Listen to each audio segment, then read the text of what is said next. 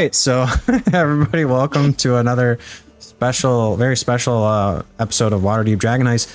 We just tried to use the newest version of Roll20 and it did not work, so we're going to be winging whatever I got on the screen from last session, which is totally out of date, but we're going to try to get it in.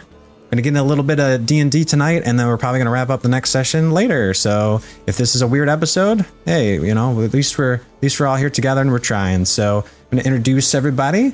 So we're going to start over with our resident Furball Barbarian, the Bigfoot Lebowski, piloted by Ian. Yo, dude. And then we also have our resident Kobold Rogue, Zarfar, piloted by Scott. Hey, how you doing? I've been staring at my the corpse of my brother for the past hour or so.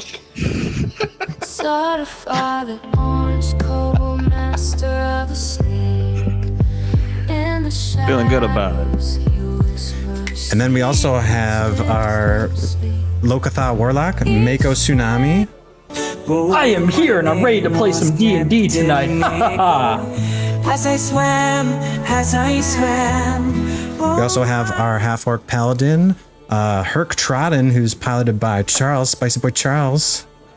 I'm a little bit worried about the fact that he said this might be out of date, considering we haven't moved 3 feet since the last time we played this. Yeah, that's like half a square, man. In the arena under dimly lit lights. Hurk the gladiator ready for the fight. All right, let's play some D&D. So just a little recap last time. Well, actually, you know what? Before we start today's session, I want do something a little different. I want Hurk to roll me a perception check. I want Mako to roll me an Arcana check. I want Tzar to roll me a stealth check.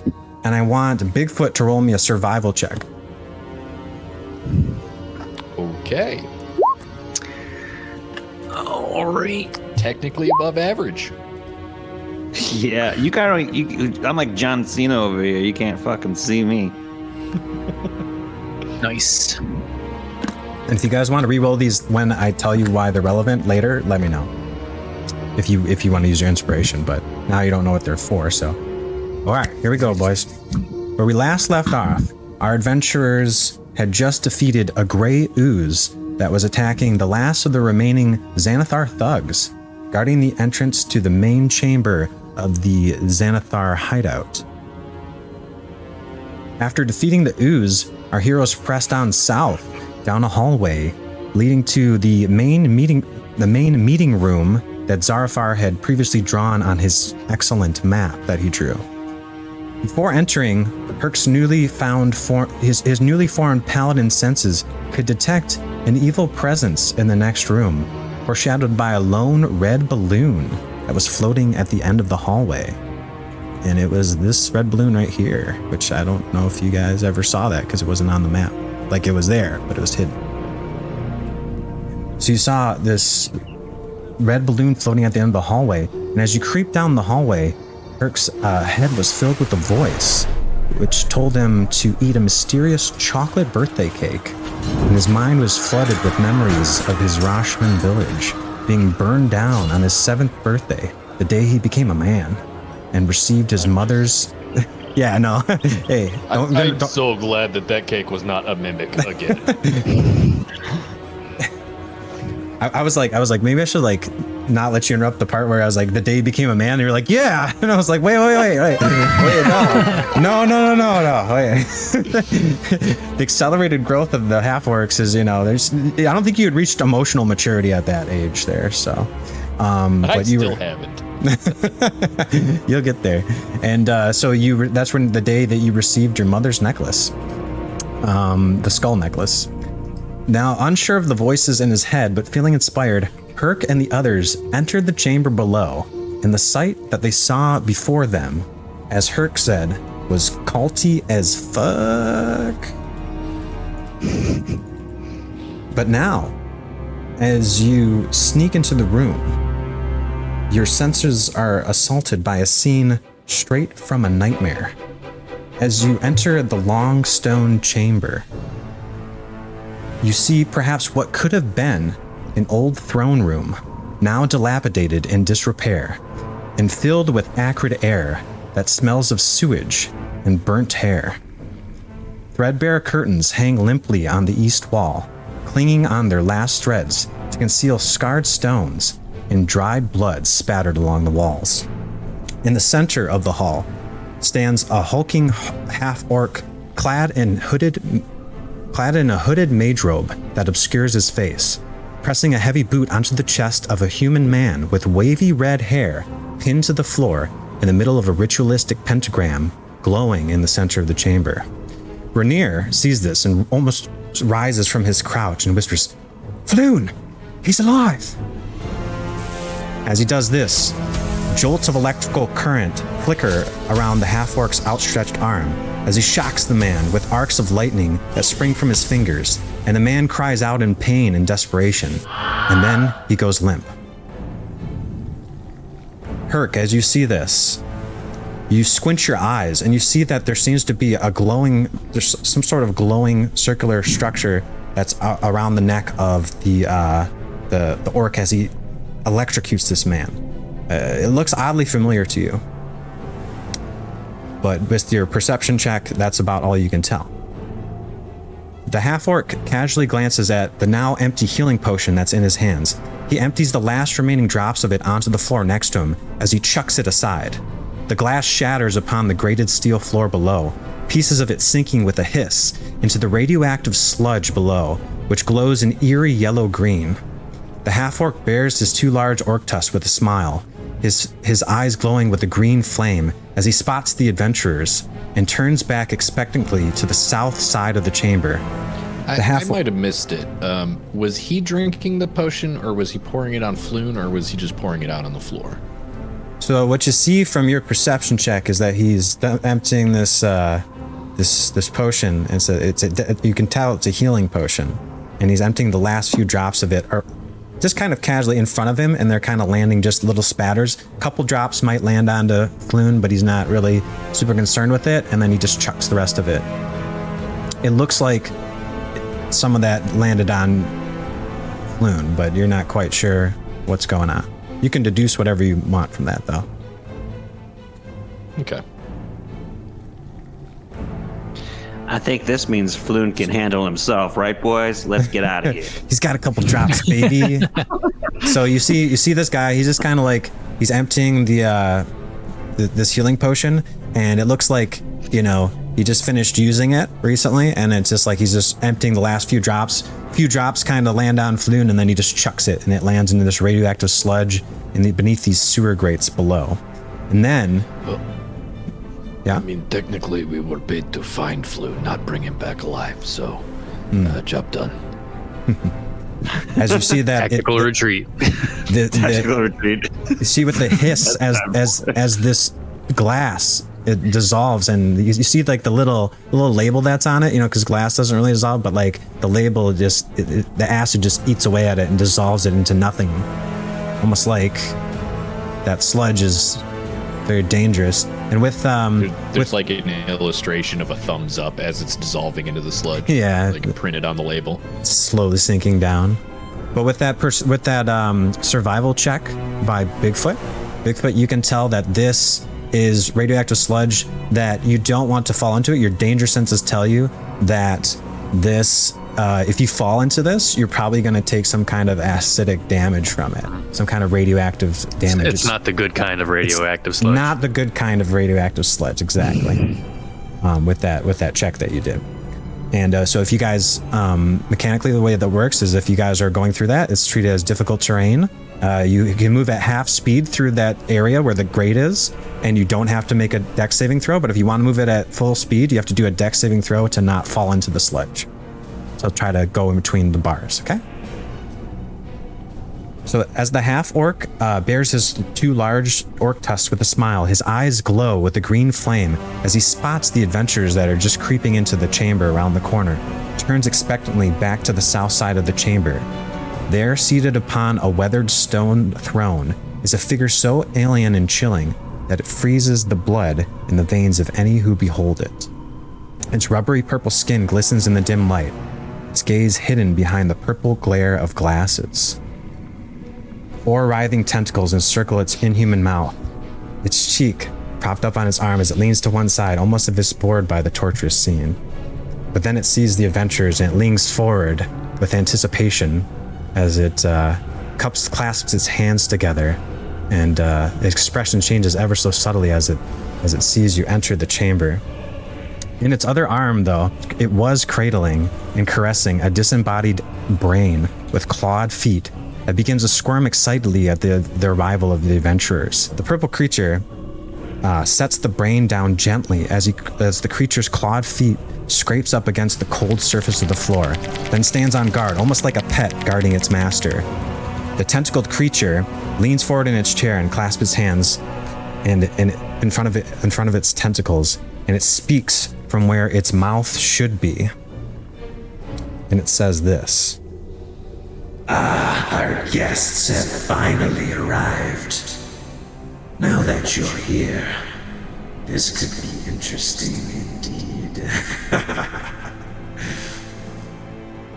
As it doesn't move its mouth, but it seems to be speaking telepathically. And with the gesture, the figure invokes a powerful spell, causing a massive slab of stone to levitate and slide into place behind the adventurers, sealing the exit behind the unsuspecting party.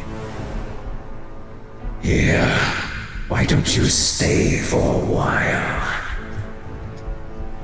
As you stand before the nightmarish figure, you begin to feel a probing presence in your minds, like tendrils of thought, snaking their way into your consciousness.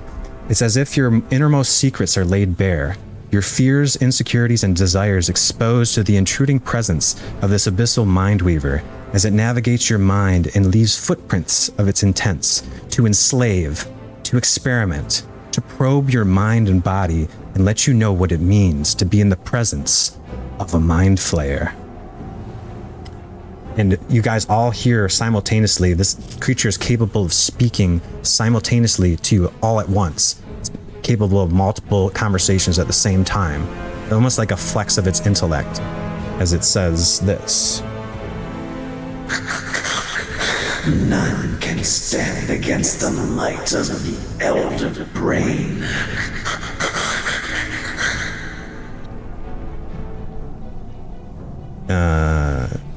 Ooh, intellectual.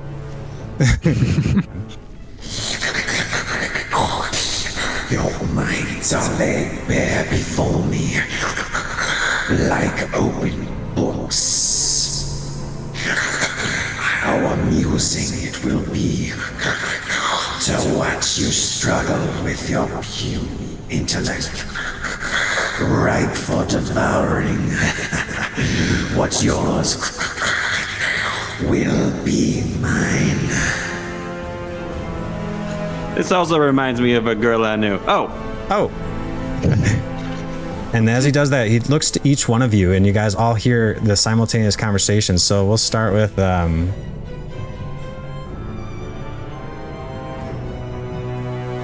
we will start with what Renaer here. We'll start with No. You got to do them all at the same time.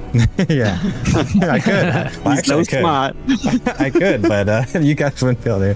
So this is what each one of you guys hear into your heads as it starts to detect thoughts on you, and it starts to probe deeper and deeper into your minds, and you hear. Also, maybe an unpopular opinion, but I feel like we shouldn't know what Renaer is hearing if he's the only one hearing it. Right. None of you will hear anything else that the other person hears unless you guys tell this out loud. So, Hurk, you hear this. Let's start with Hurk. Yeah, let's start with Hurk. Hurk, you need to firm up a little bit before your troubled past catches up to you sooner than you think. You don't send a ghost of a chance. Any response to that, Hurk? Oh, I was going to wait until everybody else gives their response and cut in, because we all got the same message at the same time, so it feels that's natural that we're all talking over each other. True dat. Yeah, everybody just talks at the same time. This is what you hear, Mako. Captain Mako, that's rich. How you love to lie to yourself about being a brave, legendary fisherman. But you're just a scared little fish. You're just a scared little fish. A fish out of water.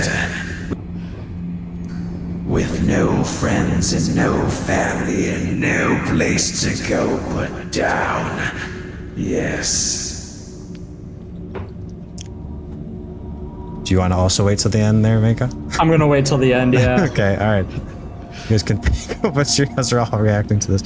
And then this is what it says to Tzar.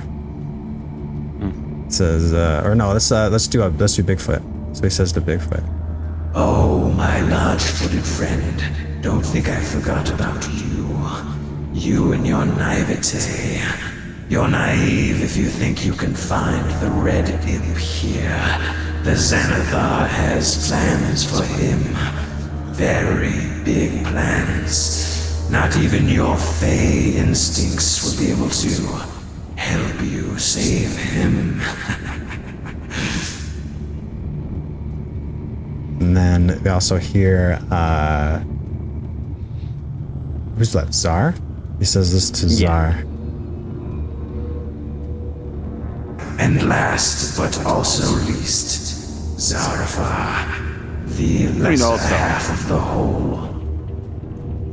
Oh, little kobold, how you used to dream of being a dragon one day. What a child's fallacy. You don't stand any more chance than the rest of us. Dragons are beyond any other living being in this world, boy.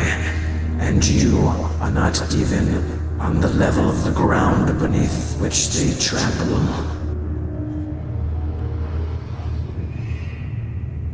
And then also, Renaer hears this, but you guys don't. Actually, he broadcasts this to everybody right after he says that. It's kind of like he was saving this broadcast for last. Ooh, the real deal, Renaer never ember. I'll have my pet devour you last. Serge, report back to me once you've gleaned every last drop of info that may actually be useful to the Xanathar. I've got more pressing matters to attend to. Okay. So now you guys all hear that at the same time? Now what the hell do you mean troubled past? What? What? It's What? like just your It's out of my head. I'm sorry, you go first. What? I'm sorry, I wasn't listening. I didn't catch it. Mako, how do you feel about us eating some calamari tonight? Mako doesn't yeah.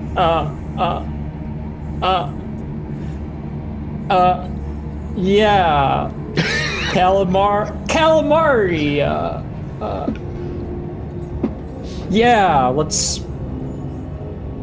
I don't know, Hurk. I don't know if I could do this. Do what? Kicking ass? I've seen you kick lots of ass already. Mako just is silent. This guy went laid deep into pretty hard, dude. Okay, alright. So Mako's a little shook, I'm getting from that, so you hear this? Yeah, he's really shook right now by this guy.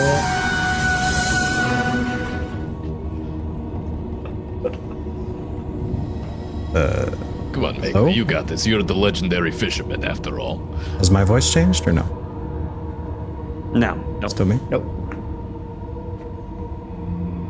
Mako, are you there? Nami? Yes, Mako. This isn't the other guy, right? I think the signal's a bit rough, Mako. I'm having trouble tapping in. Where are you right now? Are you underground? Yeah, I am underground. That makes a lot of sense. Usually I don't have this much trouble connecting.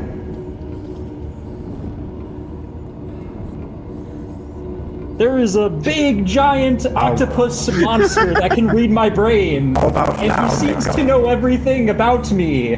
Mako. My inner deep things. It's quite scary. How does the reception sound now? It sounds better. Please help me. I'm scared. Does it sound slightly echoey, as if I'm talking to your inner thoughts? It's becoming clear, yeah. Okay. I don't know whatever you're doing, but it's working. Yes, that means we have a clear signal now. Yes. Can you hear me now? Good. Yes. You're kind of coming out now. I'll be honest with you. Mako, listen to me very carefully. This creature is not of this world. You must use extreme caution with the one who calls himself a Mind Flayer. My memories are still not fully unlocked, but I can remember the face of my enemy when I see it. My people fought with their kind when they arrived on their strange flying ships. But even then their empire was stretched thin, and we managed to drive them out of the depths of the oceans and force them into the caverns of the Underdark. They sought me for my intellect, and anyone whose knowledge they can use as a weapon. They must not ever obtain the dice-shaped puzzle you wear around your neck, Mako. He can't hear that, right? Because, I think he could read minds. This is a closed line, Mako. I assure you. This is closed, okay. Making sure. I would have loved it if Navi was just like, oh, shit.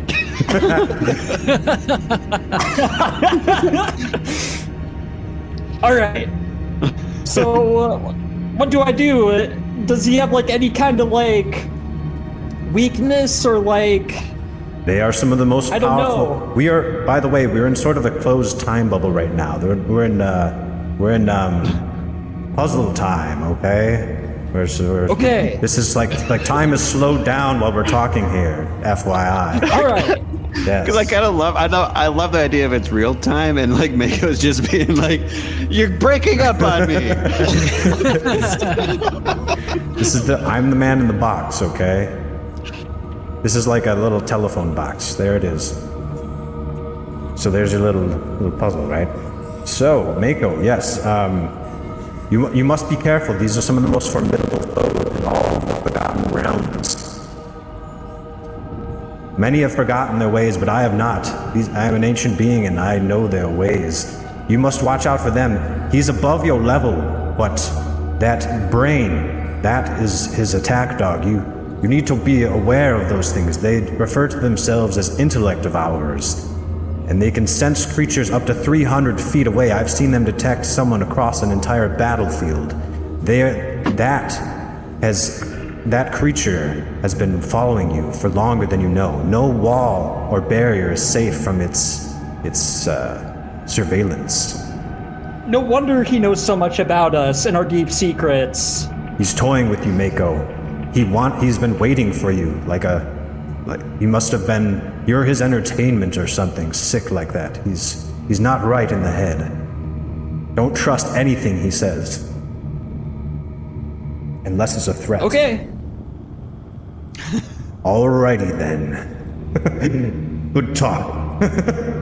No, Navi, please. I'm scared. Man, I'm still here, okay? But maybe once every turn or so you can talk to me. Every 6 seconds or so. The signal is not that great down here. All right. Anyways, so yes, Mako. Yes, Mako consults with his dude there. Do you feel a little better now? Or still, how's Mako doing? Mako feels a little bit better about what he's dealing with, and kind of thinks of this guy he's kind of like a con now. He's kind of faking it. He doesn't understand his powers completely, but he knows that he's strong, obviously. But he's all right, maybe he can handle him. He just has to be careful. As Mako, as you guys all digest this information, the Mind Flayer is just sitting there staring at you guys behind those spectacle glasses, sort of plotting figure, and he's this amused by this entire scene here. He seems completely calm and collected, patiently waiting as he watches you guys swarm and after hearing this information, digesting all of your inner thoughts as he gauges your reactions. The half-orc mage in the middle is still just standing there looking expectantly back at the he doesn't look at you guys, he just is looking back at the Mind Flayer, the thing that refers to itself as the Mind Flayer. And as he does that, Floon, Renaer looks over to Mako and he says, "Hey, Mako, are you okay? Get it together, man." Yeah, I'm better now. Kind of whispers to everybody just around him. He says, "That's the one. That's the one from the warehouse. He's the one who's tortured me. The half-orc."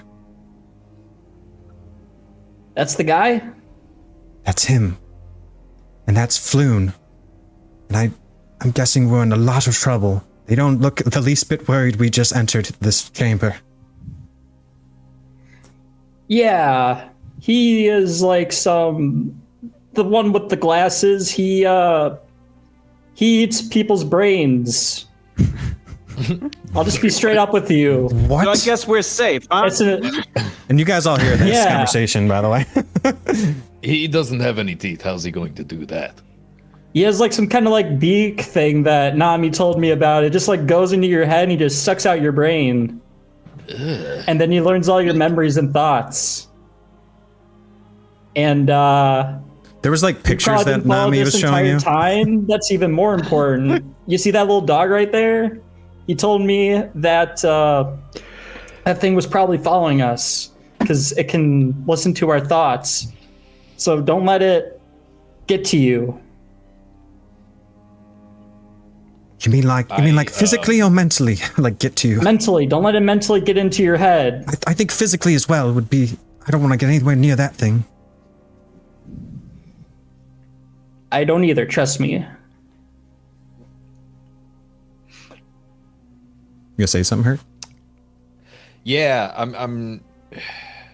feel like I want to keep this sort of clean for the stream, so I'm trying to alter what I was going to say. Oh, okay. Yeah. I think Hurk is going to be mentally coming up with as many dad jokes as he possibly can, so that if this thing tries to read his mind, you can tell. He's just nice. I assume he seems like the kind of guy that would get really fucking annoyed by hearing a dad joke, but hearing about 30 of them, I think that will keep him out of my brain. So it's like fighting fire with fire. You're like, yeah. It's like you're not in here with I'm not in here with you. You're in here with me. Yeah. How does Bigfoot reacting to all this? I'm just gonna try and be chill and like kind of stay calm, and I feel like if I just rely on my intuition and respond in the moment, that I'll be fine. As long as I'm not like telegraphing what I'm gonna do, you know? Do you have any reaction to what he said about the red imp? If you want me to play it again, I can play it again for you too. I might need a refresher there. Sure. Here, what's up? There's a lot of slurping noises, so I understand if it's if it's difficult to digest. By the way, this orc guy should be on the map. You don't see any? Who do you see? I don't see orc guy. No, it's just I just see Floon. Oh, the mage guy got moved to a different layer? Yeah, okay. Oh, see, now I'm worried that there's another orc guy I shouldn't be seeing. Never know. Yeah, so this is the gentleman here. Sorry, if this thing I was all working like a shit, I mean, I had like a whole thing here. That's the dude. Yeah. His face is obscured and he seems to be doing a Palpatine sort of thing. His face is obscured because he's fucking ugly. Oh. But you do see that he has the orc test, right? So that's how you guys know he's a half-orc, because he's got the old... and like I said, you noticed the glow coming from around his chest area when he was casting that lightning with your 12 perception check. But so here's what he said to Bigfoot. If any of the guys also want to listen again, let me know. Oh, my large-footed friend, don't think I forgot about you. You and your naivete. You're naive if you think you can find the red imp here. The Xanathar has plans for him. Very big plans. Not even your fey instincts will be able to help you save him.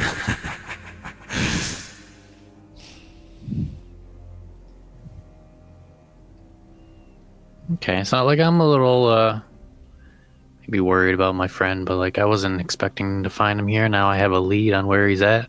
Yeah, it's almost like he kind of helped you out, almost. Like Yeah. he's trying to talk shit to you. But he's like, you're like, oh, okay, noted. You're like, Noted. now I know that I'm getting closer.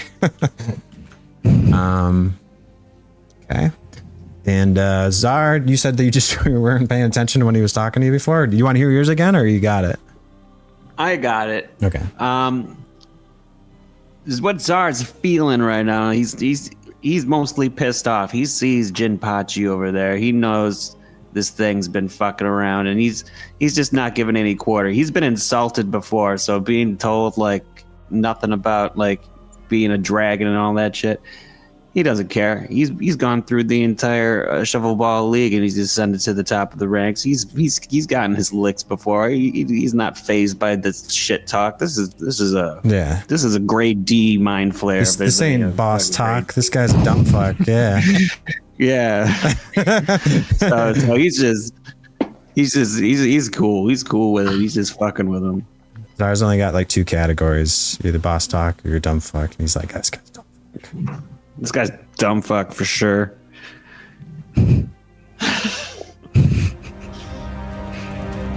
So you guys see that there is the half-orc that's standing over Floon's body with his foot on his chest. Is now passed out. You guys have just been sealed in with a stone. It looks to weigh like about 1/4 of a ton. This thing is heavy. And you look across the chamber and you see this creature just waiting expectantly, looking at you down the glare of its spectacles as it's the creature before it stands at the ready. What do you do?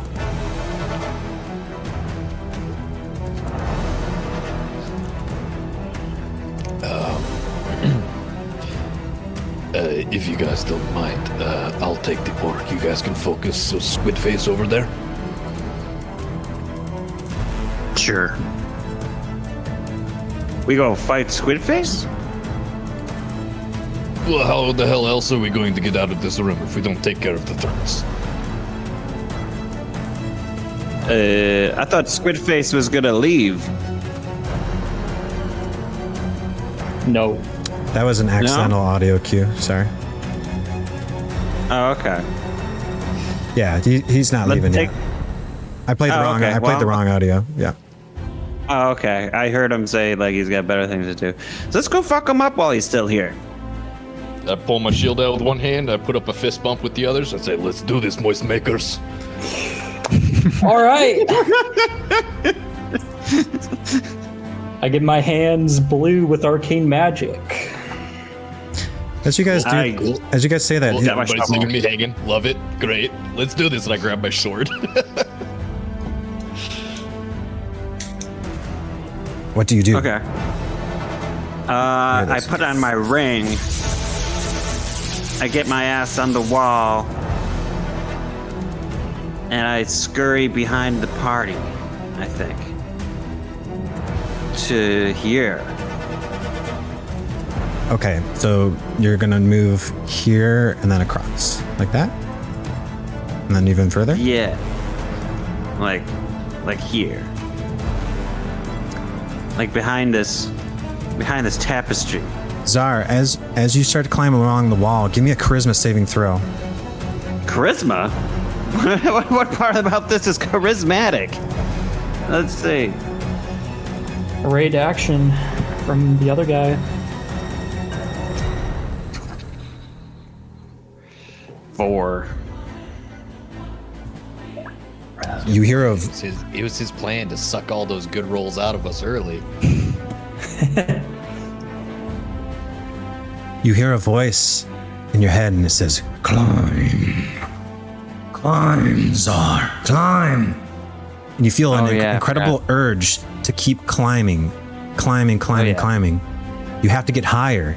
You feel an urge to find the highest elevation nearby, to climb to the highest mountain and keep climbing until your fingers bleed. And as you do that, the ring starts to glow, and you see that there's like a arcane script around it, inscribed in some sort of, it's not quite elvish, it's something else entirely.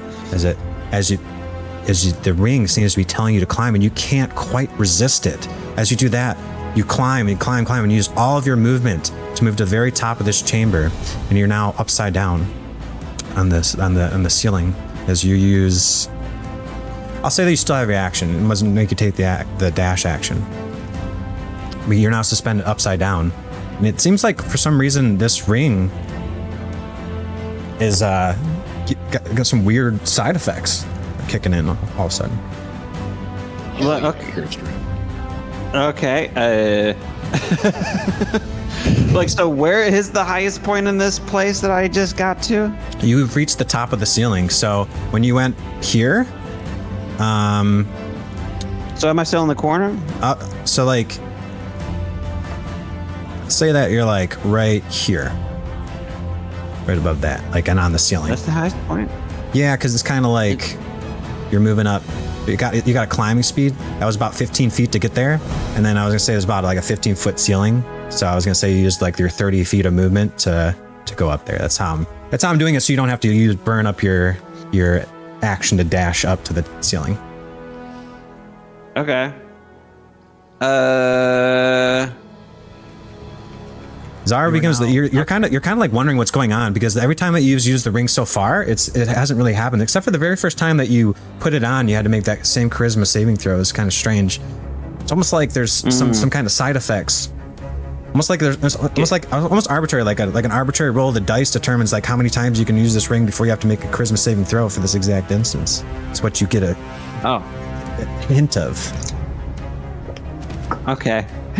It's almost like you hit that threshold this session. Oh. It's almost like you should get this ring checked out sometime. Yeah. Don't worry, Tzar. One of these days we'll have a long rest and you can do that. Can I dash back down behind Bigfoot? You could, so you could just go dash back down to stand behind him if you want, but yeah. I'll allow it because there is a little bit of a gap there, and since because you're so small, like nobody else can stand right here but Tzar, like on these little nooks here. Okay. I'm gonna be like, whoa! All right, that didn't go as planned. Mm-hmm. I was trying to. So the dash action would use so like you're not necessarily doing bonus action, but it's like it takes everything you can just to bring yourself down from this, and it's very strange. But it seems like this ring is fighting with you. That's the worst time possible. As you also look over and you see your brother Jinpachi his limp body is just over there. Just outside the range of this these sewer grates area, just on this open palm of the statue. His body's just chilling there. Yeah. Would you like to use Did you like to do anything with your cinematic skill check? Oh, yeah, I'm sure. I mean, I want to. Do I want to perceive something, or do I want to? I'm curious. Well, like, is my boy dead? I don't know. Give me a perception check. All right. What did you roll? 18. You look over, and with your dark vision, and there are those dimly lit braziers. Braziers? Yeah? Everybody cool with that pronunciation? But those braziers are, they are giving you just enough light. And as you look from your vantage point, you look around, you crane your neck back around when you're upside down. And from that vantage point, when you were looking, you can see that there seems to be small little breaths up and down of Jinpachi's chest. Seems to be breathing.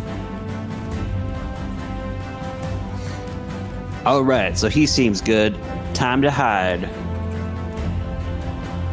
Okay, and then you stand behind Bigfoot as Bigfoot stands there, the large imposing figure of the Bigfoot Lebowski, and you receive a +2 to your AC because you're standing behind Bigfoot. But you're not hiding behind him, you're just standing behind him because you can't hide. Sure. Oh, okay. That stealth check meant nothing at the beginning of this round. But anyways, end of turn. Boom. The stealth check would have helped you had you tried to do something stealthy. I was trying to do something. I was gonna run over and try to hide in these little little thing.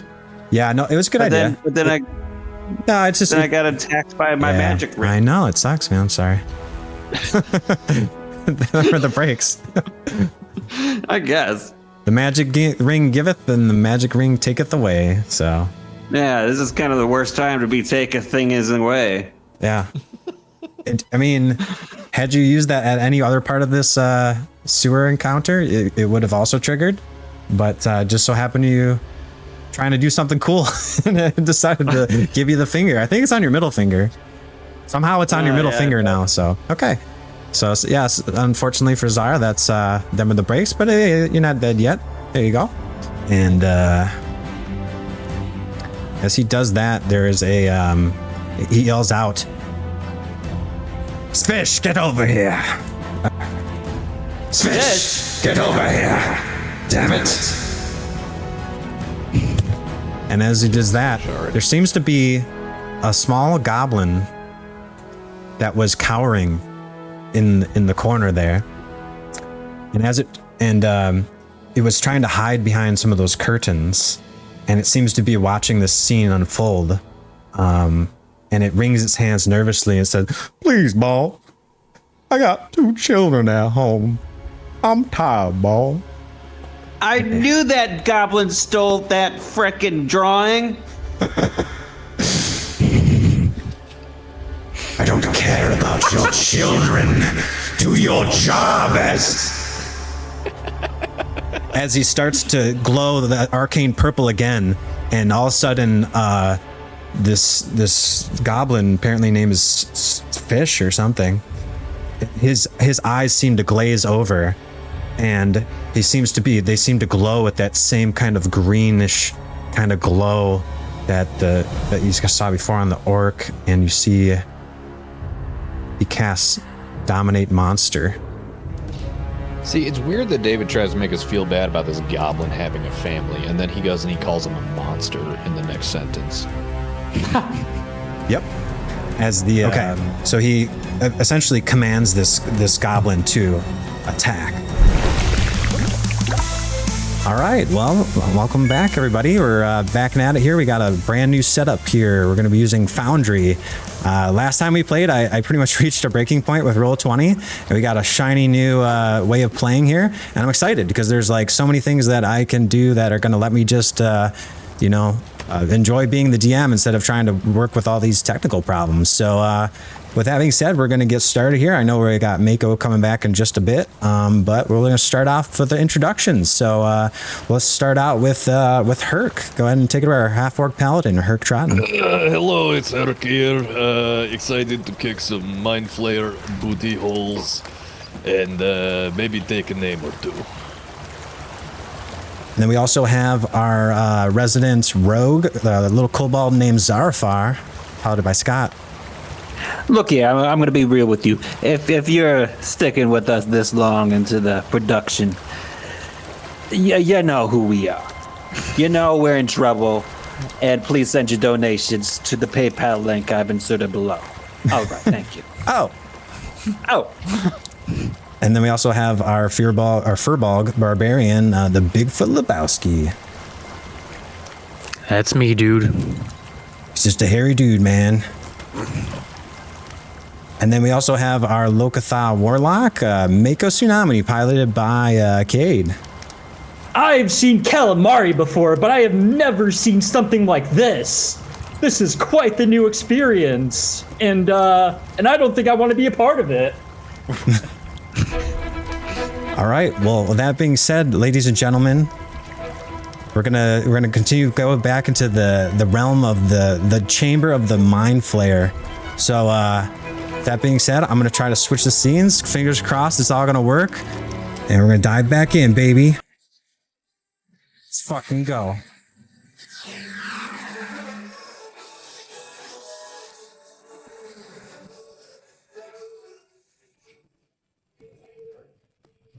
Got a fancy visual upgrade. I like it. Immediate copyright violation. Yeah, I know, right? That's all right, man. It's all right. Take the hit there. I was supposed to go with the 4-second version, but I clicked on the wrong one. So here we go again. That's all I wanted. All right, so You still have lawyers coming. we're good. Yeah, it's still people knocking on doors. The next time we'll all just do it together. The theme of Waterdeep. Yeah. It's our anthem. So where we last left off, we were actually right in the middle of combat. I'm going to rewind things back a little bit. But where we last left off, we had our adventurers had wandered back into this this meeting room where all the head honchos meet. And as they stepped into the room, they encountered like a cultish-like scene where there was a half-orc with his foot on the chest of what appeared to be Floon Blagmar, zapping him into a state of unconsciousness as he emptied what looked to be a healing potion that he'd been using to keep him alive and torture him longer this whole time, tossed on the floor with a clatter.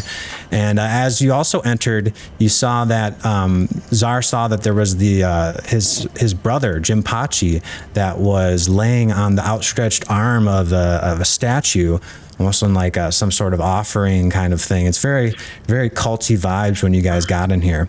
And it's very dark, but some of you noticed, like with the dark vision, may have noticed that like near the bottom of the map there was what looked to be a Mind Flayer that was sitting on a big stone throne and just looking at you guys menacingly. Now, we did initiate combat where we got things going, and I want to give you guys a chance to rewind, but I do want to say that so like Bigfoot did an awesome like charge in and hit the Mind Flayer with the javelin. I want to rewind it and give you guys a chance to kind of redo that scenario again. But I'm gonna give Bigfoot a free hit on his next on an attack. Okay. So we're gonna redo it, but when you come up, Bigfoot, you're gonna get a like plot instead of plot armor. You're gonna get a plot weapon. You can just get a free hit on somebody. Okay. And then Tzar had cleverly decided to go try to climb along the walls, and unfortunately that triggered, he had a magical ring that turns out it was actually cursed. Who would have thunk that this you know, Not me, buddy. this ring of power would be cursed, and it told him climb, and he was forced to almost use all of his movement to try to just get as high as possible and can keep on climbing. Now, the way that works mechanically is Scott is going to eat up his bonus action dash, his cunning action dash. So he still will have an action and a cinematic skill check, which I think he used on Jinpachi. So he saw that Jinpachi was still breathing, which was good. He used the cinematic perception check for that. But other than that, we're just going to say that all that's, you know, this stuff is like happening kind of. It's already kind of happened before we even roll for initiative. Like the Mind Flayer also had, he used Dominate Monster on a Svish, or somebody who identified themselves as Svish, which I think you guys should be able to see now. Right here? Yeah. Maybe he was hiding kind of before. Okay, there he is. Yeah, he is. This guy may or may not have been the goblin that you guys kind of snuck up on when there was those two sleeping goblins before. He may have been one of the goblins on the other side of the arrow slit that may have reported things, but it seems like this Mind Flayer has this pet Intellect Devourer, this little brain, and it seemed to have been able to detect you guys this whole time and tipped him off anyways. So it's not his fault, okay? It's not your fault, Fish. It's not your fault. But he said, "I'm tired, boss." Boss? I'm tired, Toss. See, he's really tired. and so this Mind Flayer didn't like that. So let's see if this works. It casts Dominate. and took control of Svish, or this goblin who may or may not be Svish. We really don't know the legend of it, but he said, "Come on, I got two children, man. Come on, I got 2 kids at home, trying to put through goblin college, man. I'm tired, boss." And he didn't care. So anybody who tried to flee, it looked like this guy was gonna dominate on him, and all of a sudden his eyes kind of glaze over, and seems like he is no longer himself. And with that, You use all your sick days, people. Your boss doesn't care about you. guess not. He's no silent quitting for this guy, you know? So with that, I think we're gonna we'll roll for initiative. Do you guys want to keep the same initiative as last time, or do you just want to roll a new one? Let's roll. Let's roll. Let's Okay. make it fresh, buddy. Make it new. It's always the rule. Let's roll it. All right, we're gonna roll it.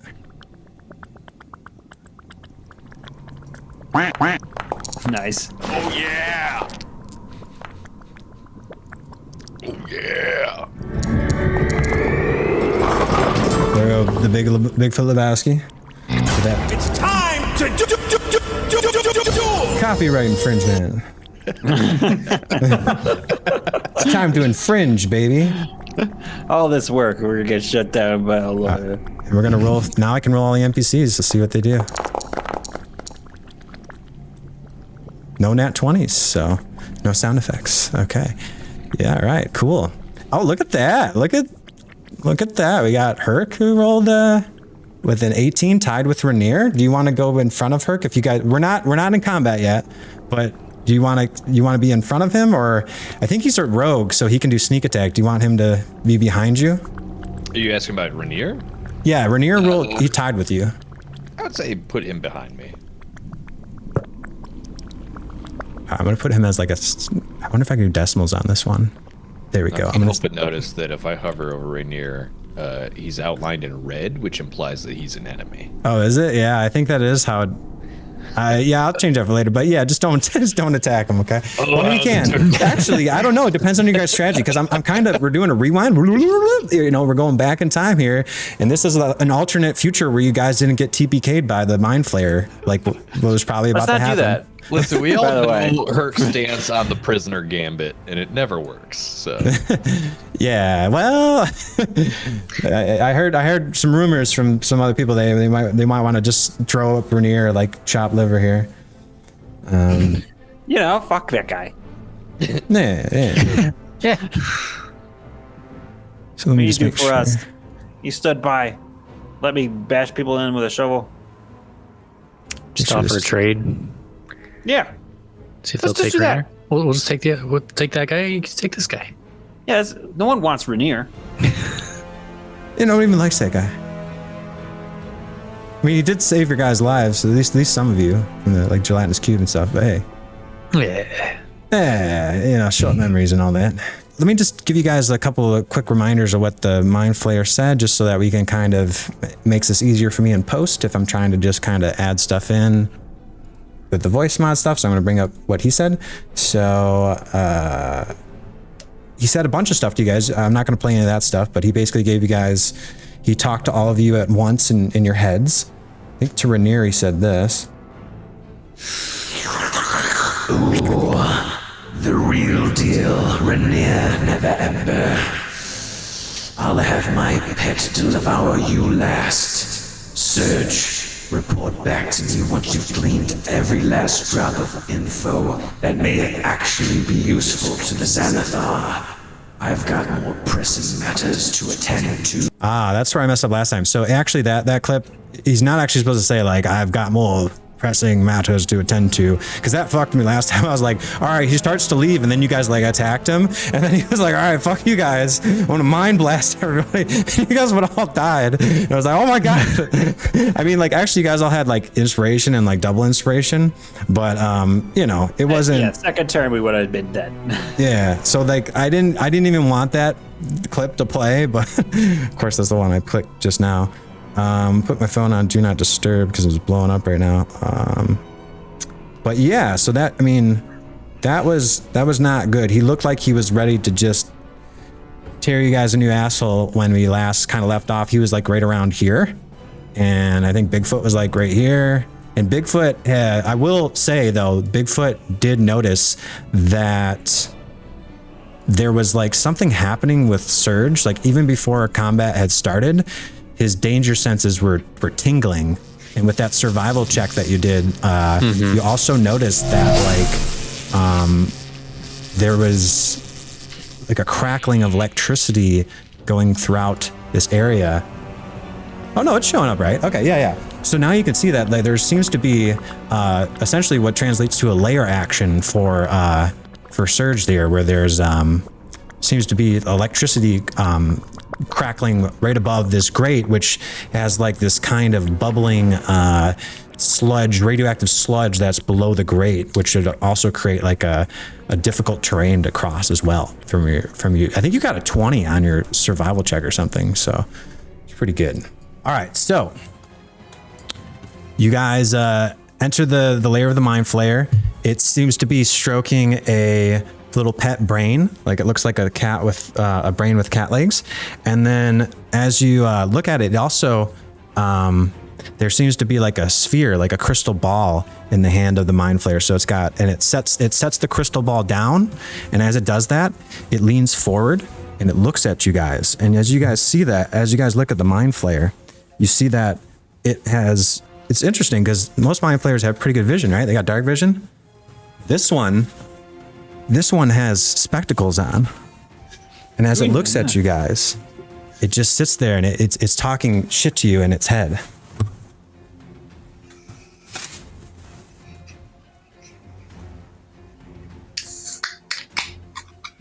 Yep. And I couldn't put the stuff on earlier because it was too hot. But as it does that,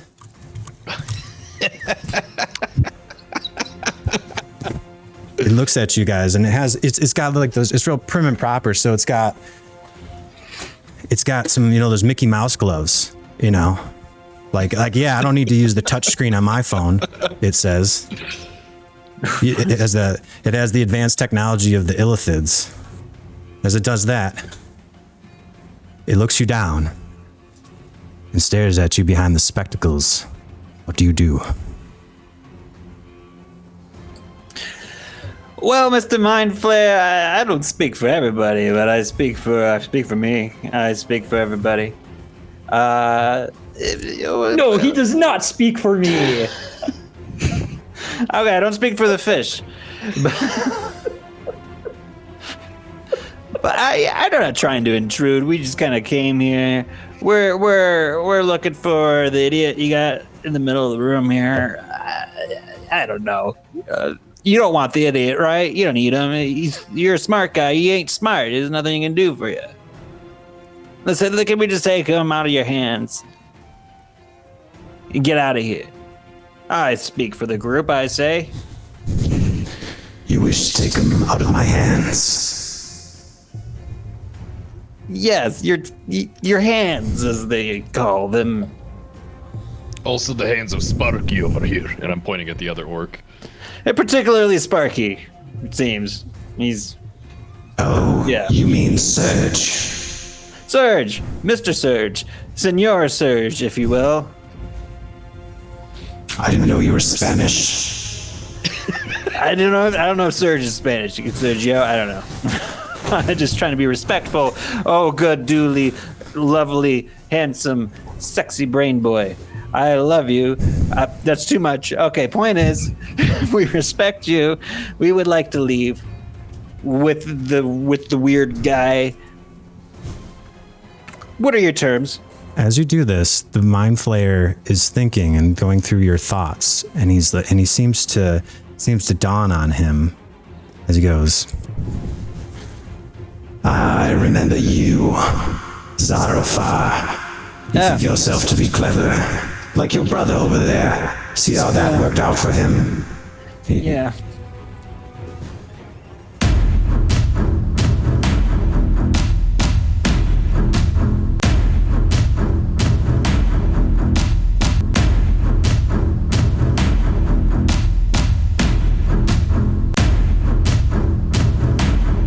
Up against the back wall, like waiting for whatever's about to happen. I think he'd be trying to get in front of this situation. Okay, where exactly are you trying to move to? Just ping it on your map. Like 2 or 3 squares forward, probably. Across the course of like the past couple of minutes. Okay. And so you're trying to just not look like you're sneaking when you do that? Well, I mean, if I can sneak, I can sneak. But I mean, I'm in plain view of a guy who's looking directly at us. So yep, he's looking. Like that's not gonna be he is tracking you quite easily with his dark vision. Yeah, I'm like, I got my sword and shield at the ready, ready for combat when it strikes. But I just want to like make sure that I'm like ready for combat rather than just being like super far back. All right. If you're not trying to do anything specific with a performance check, that would be a stealth check. If you're not trying to pass it off as anything else, and you're just trying to sneak, then give me a stealth check. Let's do it. I do know you have good performance because you're a gladiator. I don't think you have great stealth because you're a paladin. I sure don't. There's a lot going on here. All right. Like I said, it's not going to be stealthy. It's just cautious. As you come closer, how do I switch here? Template. Okay. This orc, this half-orc, this hooded half-orc looks at you. And it starts to shake its head a little bit and grasps at his chest, which seems to be glowing a green glow. And with your perception check last time, you can't quite tell what it is other than it just is this glowing thing. And he shakes his head, and he squints at you and looks at you as you do it. The Mind Flayer does not react at all. I think I will, I'm gonna like make eye contact. I'm gonna make eye contact with the other orc in the center. And I'm gonna go ahead and cast command. And I will just look at him and I'll be like, leave. Okay. All right, there we go. Cast spell. Oh, look at that. Critical failure. Let's go. The Mind Flayer laughs. Ah, you fool. Just because I freed the other one does not mean that you can usurp the mantle from me so easily. He is my pawn, not yours. That's his pawn, dude. Come on. Yeah, come on. I looked back at Tzar. I was just like, are you fucking serious right now? Give me another perception check. Okay.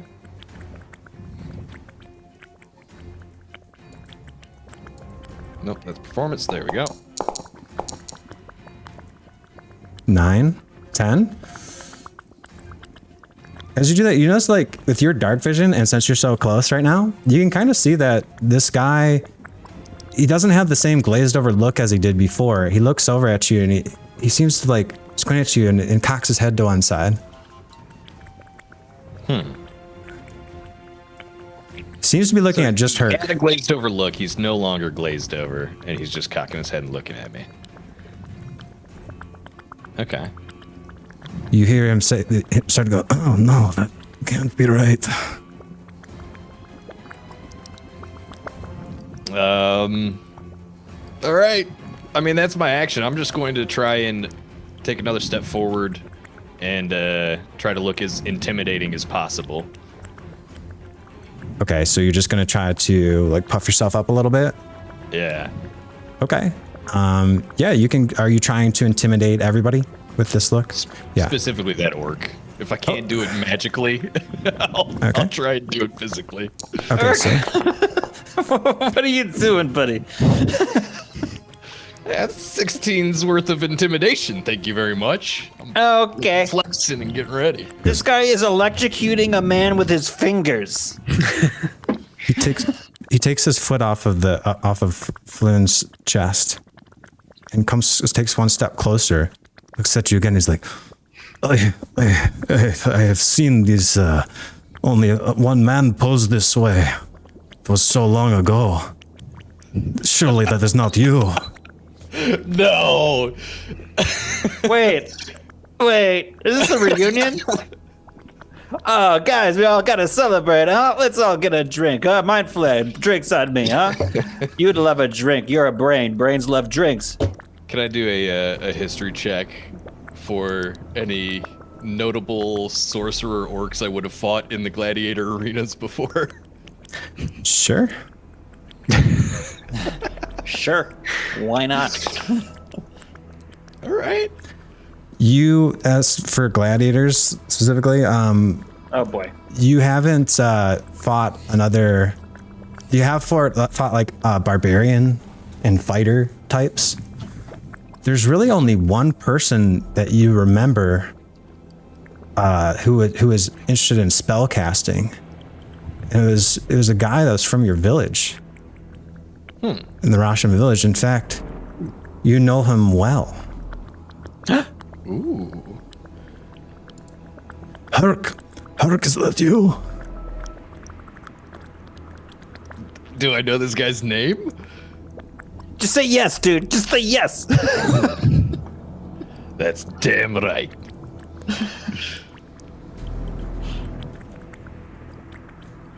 Buddy, throw a buddy in there. I'm coaching her from behind him. I'm like, yeah, buddy. I stutter a little bit.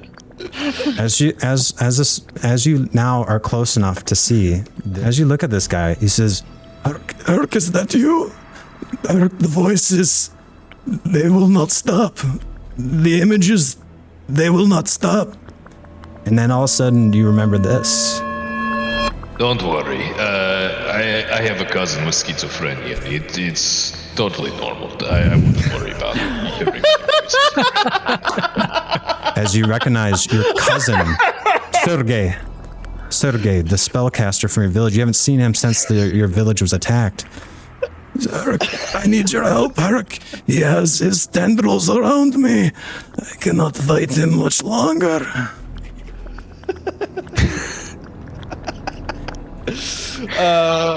We're not laughing in game. What a wild thing to bring back up. All right. Sergei, it's going to be all right. Step away from the pit. You don't understand, Hurk. I can't stop. They make me do these things, the things I've done. I'm so ashamed, but I cannot stop. He was always watching. You've got that orc blood running through you. You can do this. Hurk, it was my fault. It was always my fault. When our village was attacked, it was me. It was because of me. Everything I've done has put us in danger. It's all in the past, Sergei. You can always change. Hurk, you remember when we first came to the city? It was me who wanted to join the Xanathar Guild. I talked you into it, and now look at where it's gotten me. Where it gotten us. I thought you were killed. I cannot. You cannot. I'm hallucinating again. There's no way you're before me right now. I do not believe it. I'm not even sure if anyone else can hear us having this conversation. I see visions all the time. It's out loud. He looks bewildered at Tzar. Wait, you can hear what we're saying? You can see this guy? Yes, you can see this guy. He's the green guy, yeah. You're casting electricity out of your hands. It's bright. He looks down at his hands, trembling, looks at you guys. I'm not sure. I am confused. My head hurts, it splits. Where are we? Are we in the Xanathar Guild? You're in a sewer. I'm gonna walk up to him and just put my hand on his shoulder. I'd be like, It's okay. Come with us. We'll get you out of here. We'll get you help. The electricity stops flickering around for the layer action around this grate here. Go ahead and give me a persuasion check. oh, hell yeah. Boy. Hell yeah. Critical failure. Oh no! You got Wait, do you want to you got inspiration. Okay. Oh! Yeah! The swings! Wow, that swing was The dramatic. swings! Oh my gosh. That was way too dramatic. All of a sudden, he falls to his knees. He goes, I'm so sorry. It really is you. Let's go home, Hurk. Let's just leave this place. I'm gonna pull him in for a big bear hug. He hugs you. Move him away from the grate. You drag him a little bit as he's seemed to lost all feeling in his knees. As you pull him away from the unconscious body of Floon, which he is just mercilessly tortured, and you can see that this goblin here is starting to go, hey boss, what's going on, boss? I'm confused, man. And the Mind Flayer now is no longer doing. He stops leaning forward, and he seems to be tapping at his knee. What is this insolence, you fool? What are you doing? Attack these fools. Do as I say. It's called compassion, you four-eyed squid-faced fuck. You handsome four-eyed squid-faced fuck. As this is all going on, what's happening with Bigfoot and Mako? Good voice, by the way. As this is all happening, what's happening with you guys? How are you guys all reacting to this? Bigfoot's not sure what to think. He's just kind of taking it all in, trying to get a feel for if an attack needs to be made, where should it be made. Obviously, I'm not going to fuck with Hurk's cousin or whatever there. But I got my eyes on this little goblin guy who may or may not have children.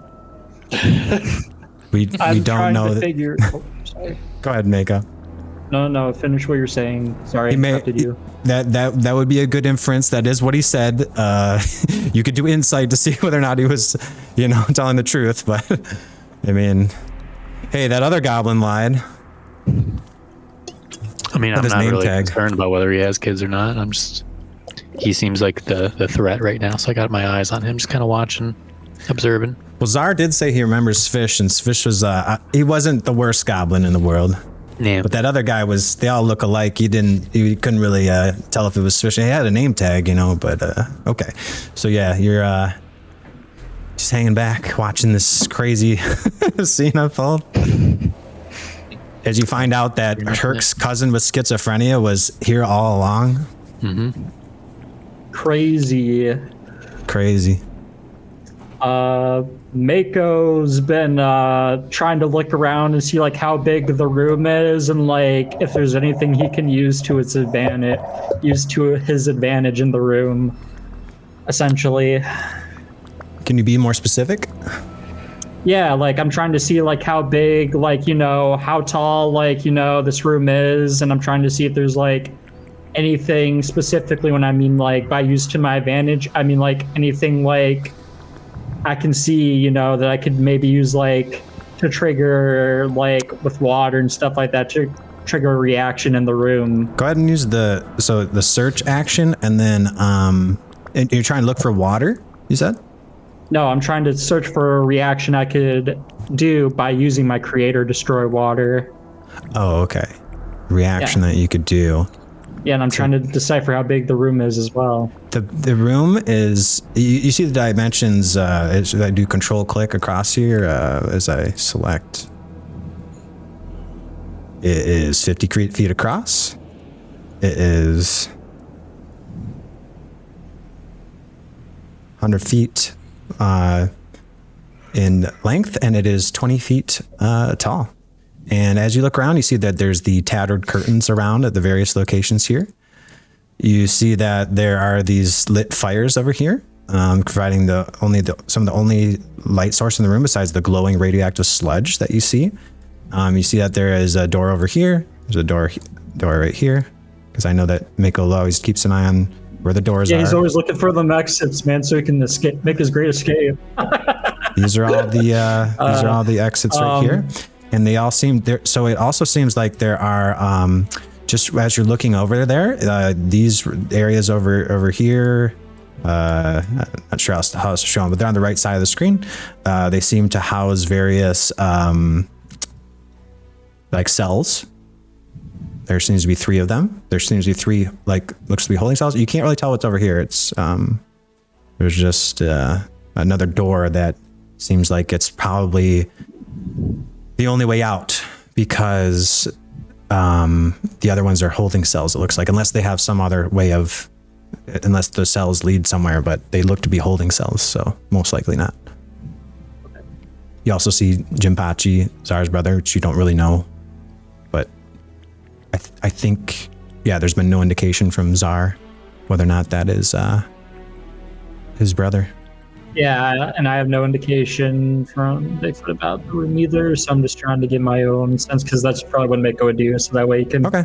So get an idea of like how the cast, like how big he can cast his illusions, and like, you know, set up in case like he needs to cast an illusion, essentially is what I was trying to do. Okay. Yep. So you don't cast an illusion or anything like that, and you're good? No, I'm just basically observing the room in my environment right now. I'm trying to... Okay, we're gonna head back to Hurk then, if there's nothing else. Hurk, you start to pull your cousin up off of his knees, and you put him around your shoulder, and as you do that, you start to try to walk him back towards your friends. And he is seems to be holding his head and shaking, and he doesn't seem to be like looking around at the scenario. He doesn't really notice that this goblin is like, you know, getting very antsy now, as it's like it knows it's supposed to attack, but it's not sure what to do because it was not given any more specific instructions. Okay. I have an idea. Probably not a great idea, but I'm curious what would happen.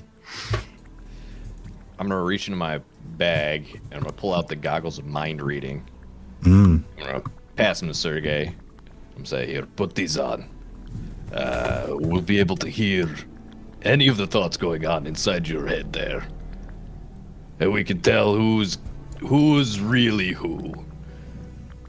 It is me, Hurk, but that is a great idea. Here, put this thing on my head. I would like to know as well.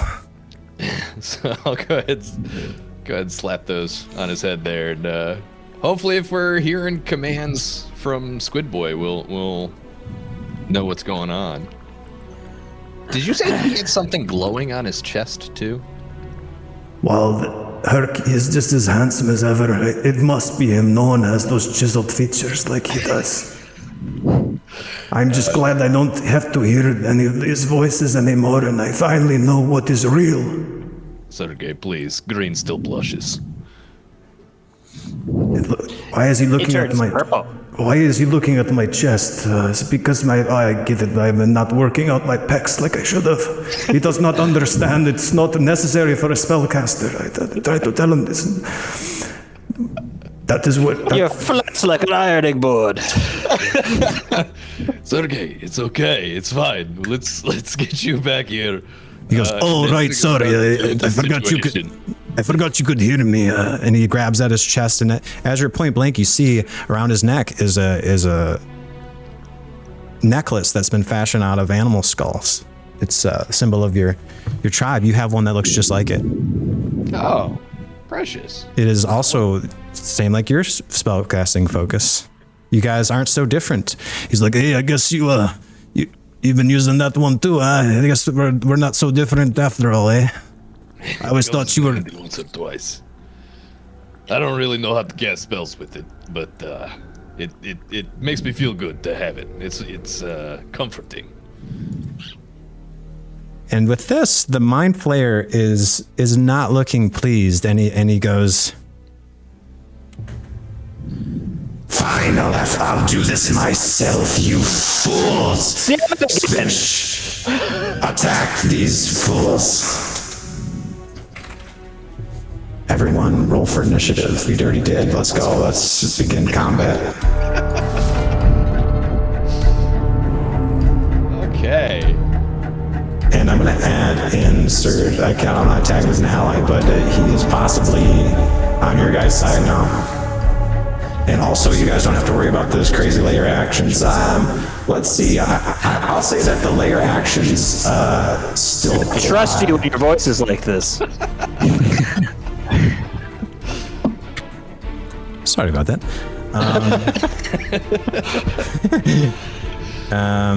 I don't trust the hotkeys, so I keep switching back and forth on this thing. So what was I saying? Layer actions. Layer action. Oh, so I'm gonna say that since he kind of did cast, like it kind of goes before everything else in the initiative order. I'm gonna say it still goes, but it won't only be one round. Okay. So essentially, the way that it works is that in that electrical area, like, how about this? It was the original layer action was it casts electricity in that area if you step on it, but I'll use the magnetism one. So as you guys all start the round here, everybody needs to give me a strength check or a strength saving throw. Yep. Fuck ducks. I won't have Surge affected by it because it's his layer action. 17. Saving throw? Yes, a strength saving throw. 3. Have I been calling him Sergey this whole time? No, he was introduced as Surge. Totally different. Maybe totally different. it's a pet name between you two as cousins. Yeah. They started calling him Surge once he started doing his.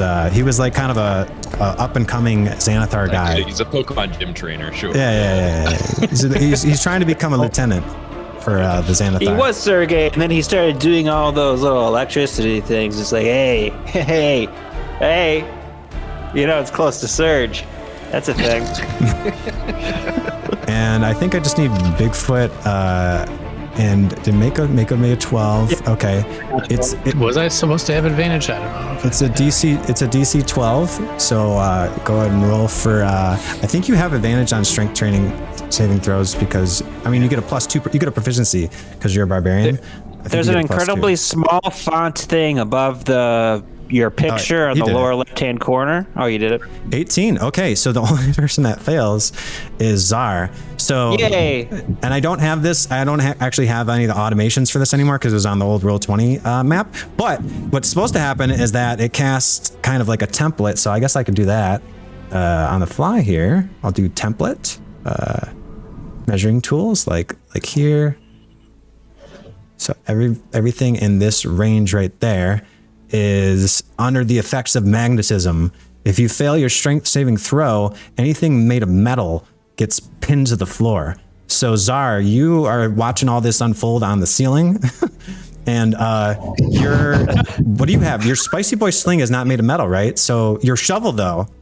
No! Your tactical shovel. Oh, nice though. Falls to the look at that. Wait, That's beautiful. It comes screaming down towards the floor and cracks into the floor right next to where Hurk and Surge are standing. What do you mean cracks? It cracks the floor because it's solidly constructed. Yeah. There you go. And it is now pinned to the floor. You are disarmed from your tactical shovel, but your Spicy Boy sling is, and you're wearing padded leather armor, which is not made of metal, so you are okay. Okay. And everybody else made a save, so like if Hurk had lost it, he would have been totally pinned with his armor, made out of metal, his plate metal. Okay, so with that is the layer action, and after this round, that will expire, and you'll be able to get your. Oh, and Renaer needs to make one too. Sorry. Oh, Renaer. Oh yes. yeah, Renaer. Yeah, let's see if Renaer failed this. Always remember forget that we're here for?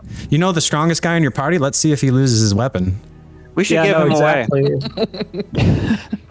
All right, let's bring up his sheet here and saves. By the way, did you guys want to take the break now, or do you want to take it and keep going? I'm free for a break anytime. I could use a break. How did you like the twist there, Charles? I can't believe you took some random throwaway improv line and turned it into a full character. Dude, I've been sitting on that for months. You don't even know. You don't even realize. See, like originally, I was for sure thinking you guys are about to get TPK'd. He was going to see you dying, and that was going to trigger him to kind of come back, or like you were going to kill him, and then as he lay there dying, he tells you who he is, and then you're like, no, and then you had like maybe a last minute medicine check or something, try to save his life or something, or if you guys had any healing potions. But that was even better because now he's starting combat like on your side. Hell yeah. Yeah, dude, it's great. I love it. I didn't think you guys would bite into it if I gave you the chance to strategize, and it totally worked out. I was not expecting to have to improv all those like lines with your cousin that early too. I was like, oh shit. Here we go. That's what that nat 20 does. Oh, man, that nat 1 to nat 20 fucking inspiration. What a swing, man. That's an all-time Hall of Fame moment in this campaign. It's got to be the #1 moment. It's got to be. Oh, and that was pretty sweet. I mean, that was like in the clutch moment where you guys are in the big boss fight here. You getting the help that you need. Yeah. So. Yeah, there's no other moment more influential, I don't think. Man, now there's not all this stuff for when you like all the dying scenes and stuff. I had all this stuff planned. That's okay though. Don't worry, right. there will be plenty of dying scenes. Wait, Yeah, he no, can still die. we're all he could, about to die. he could still die. All right, so where we last left off, we had Renaer rolling for a strength check, and I believe he failed pretty bad. He got a 2 + 1 for a 3. So Renaer's rapier falls, the clatter to the floor, and it pins to the floor with the magnetic cling as it is now stuck to the floor. And he's like, "What in the God's name? I thought he was on our side." and what's his name? Serge'ing? He's like, "I'm sorry. Once it's been cast, they cannot stop it."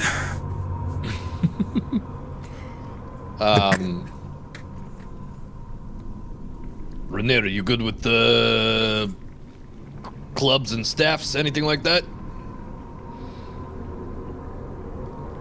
I don't know. Renaer's thinking, okay. It has to be something that, I mean, he could use something. He doesn't have any proficiencies in it. He has daggers. Or no, the daggers are gone too. Now I think about it. Yeah. I don't think he has anything that's not metal. So he's like, I'm pretty good with anything. You know, you saw me. I'm pretty scrappy. You saw what I did in the Zentarum hideout, right? I'll reach back into That my piece of glass? sack of wonders and pull out the Jonathan Pimp cane and toss it to him. All right, so that would be since he's like right next to you, I'm gonna say that's a sleight of hand check as your cinematic skill check. Let's do it. Otherwise, it'd be an action, like a bonus action to use to like toss something to somebody. All right, so you give it a quick toss, and he has pretty good reflexes, so he manages to snag the cane there, and he's able to use it kind of as like a club. Okay, so let me get this straight. We're a bunch of level 2s. We got a guy who's maybe a level 4 with a stick. There's a mind flayer on the other side. It's not just a stick, all right? It's a cool looking stick. It looks like Jonathan Hammond's frickin'. Tell you what, a dino comes walking out that door, you'll be glad he has it. Little did they know. Oh boy. I don't know, man. Maybe we should try not fighting. No, you guys are in combat right now. That's yeah, why we pissed this guy off. It's too late. That's why I am. That's why I told him it would be a cinematic skill check, sleight of hand to toss it to him since he's so close. Normally, it'd be bonus action to toss something to somebody. I don't like weapon items being a toss unless it's like you're chucking like something like an explosive grenade at somebody or whatever. Okay. Well, all right. I'm gonna start making my new character. Tell me when my turn's up. All right. Well, it's still Hurk up, but Hurk goes and he tosses this this sweet looking pimp cane, as you guys can see right here. That is a gorgeous. Jonathan Hammond's. I love that design. I actually want that. Let's get it made. Like as a person. Yeah, man.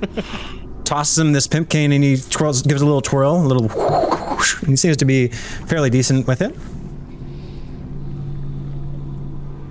So that is your you still have your action and your bonus action and your movement.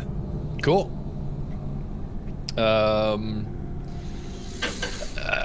right. Before I take any actions here, let me get a quick read of the room and figure out what the biggest threats are. Does it look like the Mind Flayer? Well, obviously, like Floon is in trouble anymore, or have we sort of neutralized that situation? You'd have to use a check for that to see if he's good, but since you already used your sleight, well, no.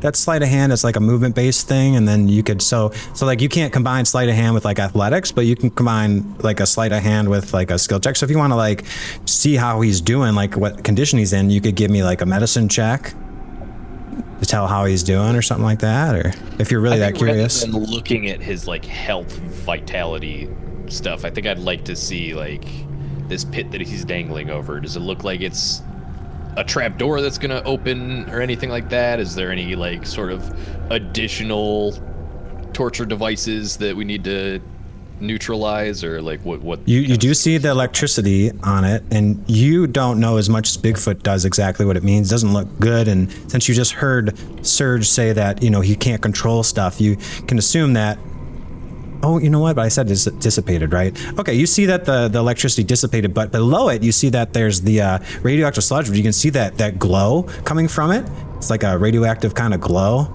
And, sorry, I was giving Renaer that the thing there. Yes, use the importer.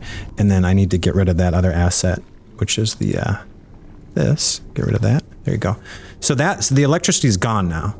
Which so it won't shock you if you step on it anymore, but you do it just if you really want to know what it would be like, you'd have to use like a check, like a survival check or something like that, like Bigfoot did, to see like if it's, or you could ask him really fast, but I think you already tossed the cane and stuff, so yeah, that's a lot in 6 seconds. I think since he's already like, we've established he's kind of dangling over this like radioactive pit. That seems like it's still kind of a big issue. So I'm going to prioritize moving him out of the way. And if I dash, that's going to give me 60 feet of movement. You said some of this is difficult terrain, right? Thinking of charge. Yeah. Yep. It is difficult terrain. I don't have it marked on the template, so it won't update, but it is. All right. So if I wanted to move here, that would be 15... 25, 35, and then if I grab him and pull him, would that be 45, 55 to get here with him? I don't know how to like segment this movement here. There's a thing for it. I think it's once you're doing the control, you do. All right, so this is kind of the path I want to take to like grab him and move him. Can I do that with 60 feet of movement? There and back. So this is it'd be 20, and then there'd be another 20, which would be 40, and then there'd be 60 just to get to the edge of it. So it'd be like to grab him would be 40, and then to pull him back would be another 20. So if you use that plus dash, you could try to lift him up out of there, and you could get right to the edge of the thing and be like right there. Yep. Cool. So that's what I'm gonna do. I'm gonna as soon as it lets me move. There should be a thing in Argon for dash if you want to try using it. It's under just dash. There it is. All right, cool. All right, so go ahead and move your dude up there. Try to grab him, and so yeah, you haven't used your cinematic skill check, right? So let's make that. Well, yeah, you can't combine sleight of hand with athletics check. No, it's okay. Just give me an athletics check to see whether or not you easily grab them and whether or not this is good for you. Because what I'm trying to determine is like you're right at the border right here. It's whether or not you get out of the range of falling in there. And if you don't do a good one, I'm gonna have you do the dex saving throw for when you're in that area. Okay. What kind of check did you say? It's an athletics check. Oh, we like got DC, that. We got DC 12. Nice. All right, no problem. So you managed to adroitly just kind of like go along the grates there. You just go in there, you slide down, you grab him. He's as you latch onto him, as it seems some of those like last drops of healing potion have let him start to like slip back into consciousness a little bit, and you start to bring him back, and you manage to drag him back across right to the edge there. Now he is still on. He could still fall in the grates into the sewage below, but you are safe. Cool. And if you want to end your turn, you can always hit the thing there. Oh, Renaer's up. So Renaer with his trusty stick there, he is gonna see his friend that you're trying to help. I'm gonna put Serge over here. And so he looks at the Mind Flayer, and he's like, I'm not going anywhere near that. And so he uses his cunning action dash, and he's going to say, thanks, I got him. And he's like, come here, Floon. And he grabs him. And you guys both he's going to use the help action to try to help you, assist him to move. And with that, he's able to take Floon and move him back and tuck him over, kind of over safety. He's like, stay right here, buddy. We're gonna get someone to look at that. And he's like, Floon. He's like, kind of, slaps him a little bit. He's like, God, I wish I was better at medicine checks. And remember that one time? Remember that one time? Yeah, the medicine check. Yeah. I remember this from a book one time, but it doesn't seem to be working. And that's what's gonna eat up all his stuff there. So he's like, looks at the cane, like thinks it's kind of like useless, like oh well, like and then he's going to pass his turn. So Bigfoot, you're up. So far it's going pretty well for you guys. Yeah. I mean, I'm decent at medicine. Should I do a medicine check? How close do I have to be to do a medicine check? It depends on what you're trying to do. What are you trying to do with the medicine check? Are you trying check on Floon and like see if there's anything that we could do to help revive him or keeping him from dying or whatever? You can try to stabilize him with a wisdom medicine check, yeah. Because right now he's right next to him. Because right now he's kind of bleeding out, right? Yeah. So like I'm rolling death saves for him essentially, So it's just like when you guys are downed. Normally it's like when you down somebody, they get to 0 HP, they're dead. But in the case of certain people, it's like important characters, they do death saves. So yeah, he doesn't make his till the end of the round. But if you want to try to do a medicine check, you can try to stabilize him, which is just like using like if you have a healing kit, it would be automatic. You'd have like supplies, but otherwise it's like you try to like wrap up his wounds and stuff. Like he's been electrocuted. It's a little bit tricky to treat those kind of wounds. He's been tortured essentially. Yeah. And that would be just there's also like another dead guy just saying yeah. Well, yeah. Yeah, so it's like it's kind of like we're giving so much love to this asshole nobody knows, and my fucking brother is like, I don't know that's your brother. Yeah, we do. He looks like me. That's racist. You all look the same. That's racist, yeah. Don't be racist against yourself, Tzar. Come on, buddies. How many orange kobolds are there?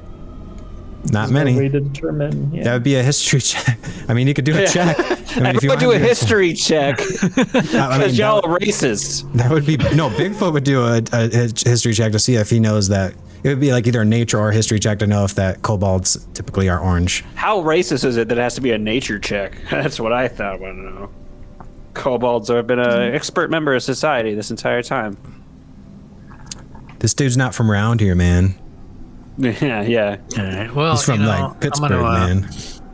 So do I need to be like right next to him to do the medicine check, or can I do it from here? If you're trying to stabilize him, you have to be right next to him. Okay. Because you'd be like trying to secure his head, check his pulse, do CPR kind of stuff, mouth to mouth, whatever. Yeah. All right. So I'm within 10 feet here. I'm gonna do medicine check. He rolls a 1 and like he like checks the prostate.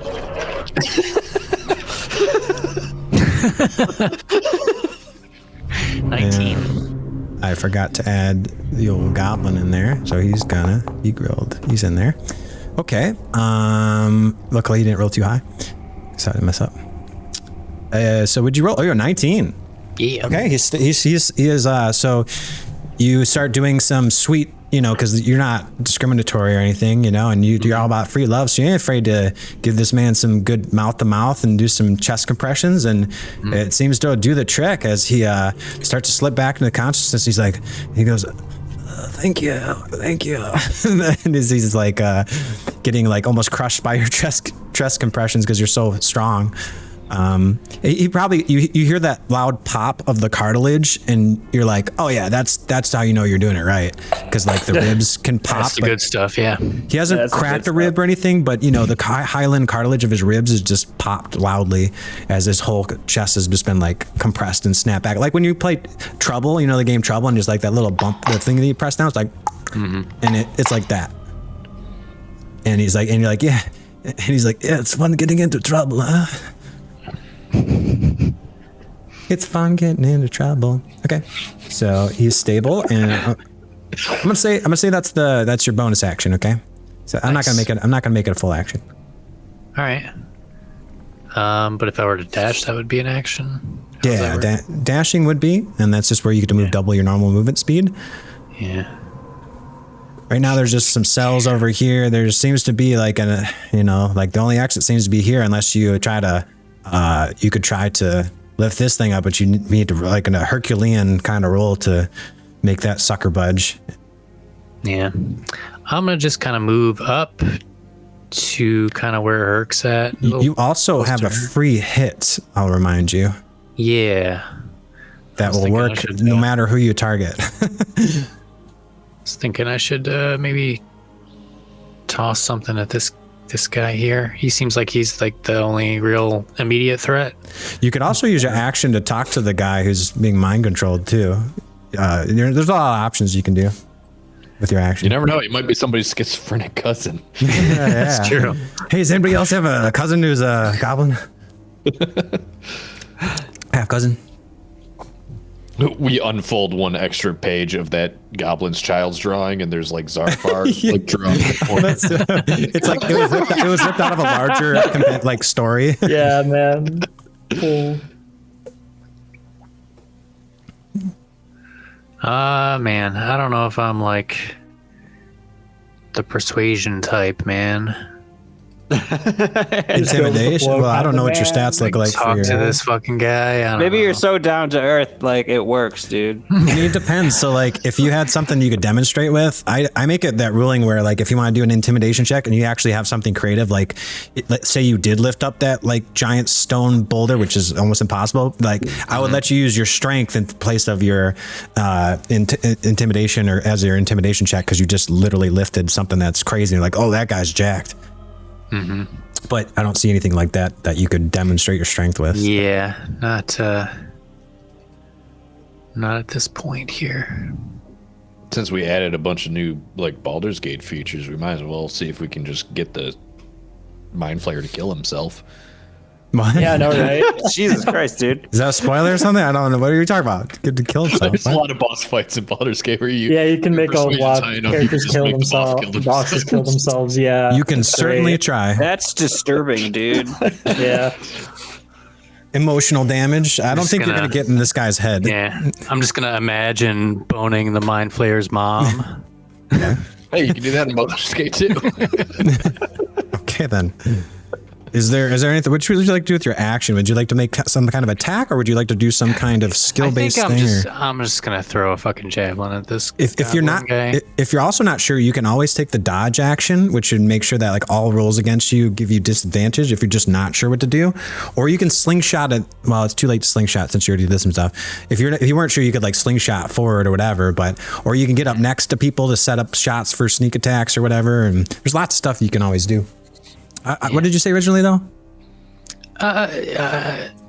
I mean, I'm gonna get up. I'm next to Hurk here. I'm just gonna like do a dodge, so if I get attacked, I don't get hit. Maybe. Okay. Choice. I think that applied the dodging condition, right? Yeah, it says Hopefully. dodge enabled. Yeah. Great. All right, so now all attacks and I think you have to make a saving throw. You also get advantage on that. It's attacks and saving throws, I think. Sweet. And do you want to move at all, or from there? No, Or are you good. okay? Good where you are? Good Okay. right there. All right, on to Serge. So let me bring up his sheet here. He looks at the Mind Flayer, and he's like, you will not fill my head with these lies anymore. Take advantage of me. I will show you who's boss. You know, the boss. And he's going to. I think he has like a. I don't think he has any long range stuff that's this far. And then he looked at the Mind Flayer and he's like, and that's why I'm going to get you in just 1 second. First, let me get this guy. You know, because he kind of like loses. He knows what this guy's capable of. So he's gonna go up and he's going to move. Why can't I move him? I'm losing my control over everybody. All right, so he moves forward and he's gonna go. Gonna move 15 feet and he's gonna his hands start to crackle with electricity as he starts as a electric rope sort of comes out, crashes out, and he starts to swing it around like a lasso as he runs forward at this thing, and he casts out this lure of lightning as he uses lightning lure on this guy. 19? Is that what he rolled? Looks like Svish had to save against it. Strength. Okay, and so he makes a strength save, and wow, Svish rolled really well. So if he had failed that, he would have been pulled towards him, and then he could have tried to restrain him. But since he made the strength save, I think he just takes some damage. I don't know why it's not going to the bottom of my screen here. Must succeed on a strength saving throw or be pulled up to 10 feet in a straight line towards you. Okay, so he's not going to get pulled towards him, but he is. I think he did take some damage, some lightning damage. Took 2 damage, and then it did apply it. It did. Okay, cool. And so he tries to reach out towards this whip towards the guy. It starts to wrap around him, but the Mind Flayer kind of twists his hand a little bit, and he kind of like jerks Svish involuntarily out of the grasp of the whip, and he manages to slide free and not get pulled forward, but it takes a little bit of lightning damage as he starts to get singed. He's like, well, it was worth a try. And then he moves back, and he gets 2 feet, he gets a +2 bonus for hiding behind Bigfoot there to his AC. All right, and that's all he's gonna do with his turn. And we're gonna pass it on to the next person, which is Tzar. Tzar, you're on the top of the ceiling, and you're watching all this stuff upside down, and wondering what's going on. Nobody's helping out your bro. Then he dawns on you, oh, they don't know who this dude is. I'm not gonna be racist and assume all these kobolds know each other, okay? You're in a sewer, you know. Look, I'm over here. I'm on the ceiling. My fucking ring's broken. My fucking brother's dying. Everyone all of a sudden gives a shit about this weird electrocuting or half-orc. He's trying to do a spell. He can't even do that.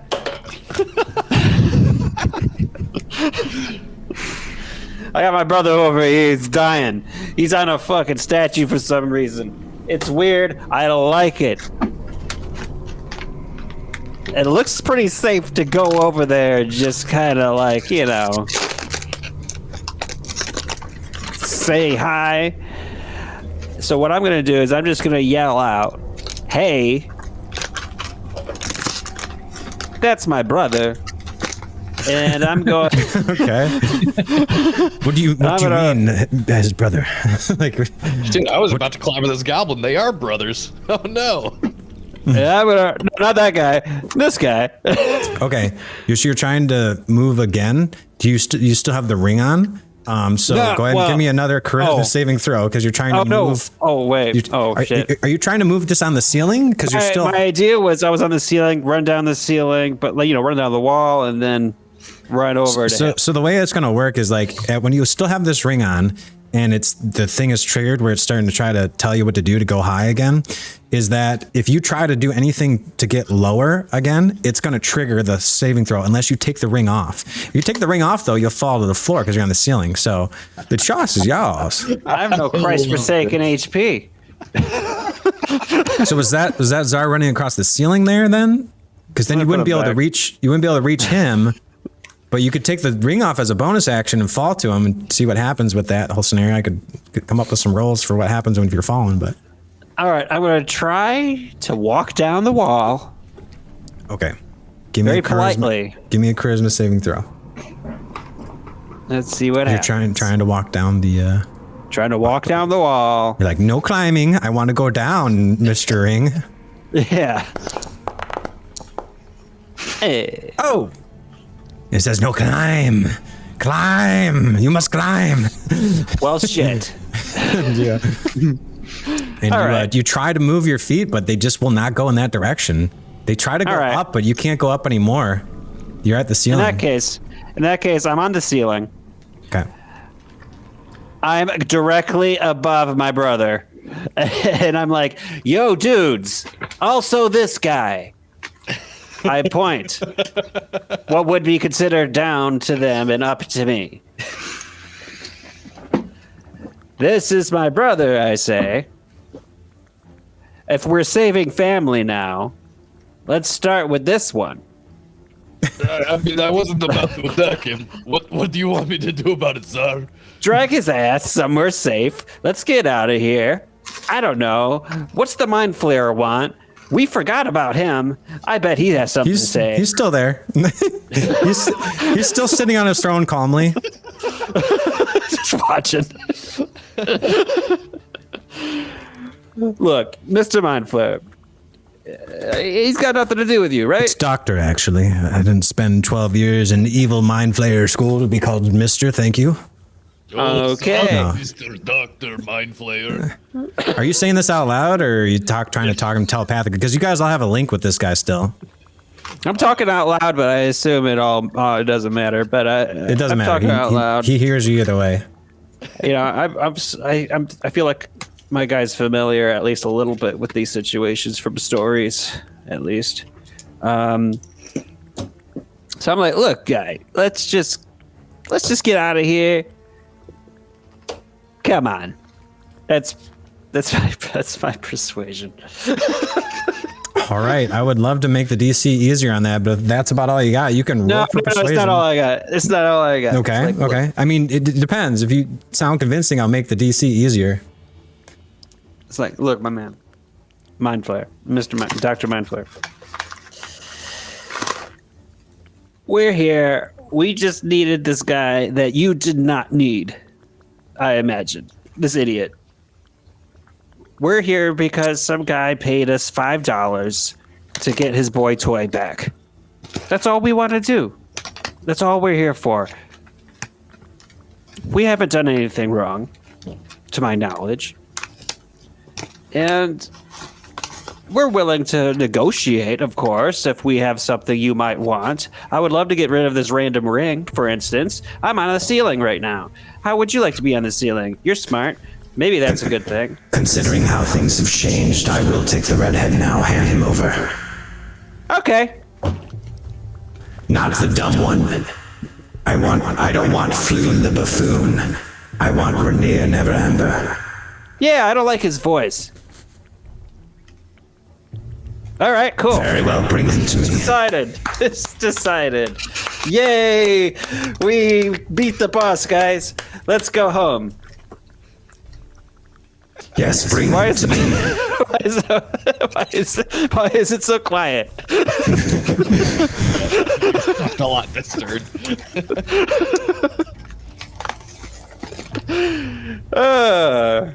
All right. Well, I won the game.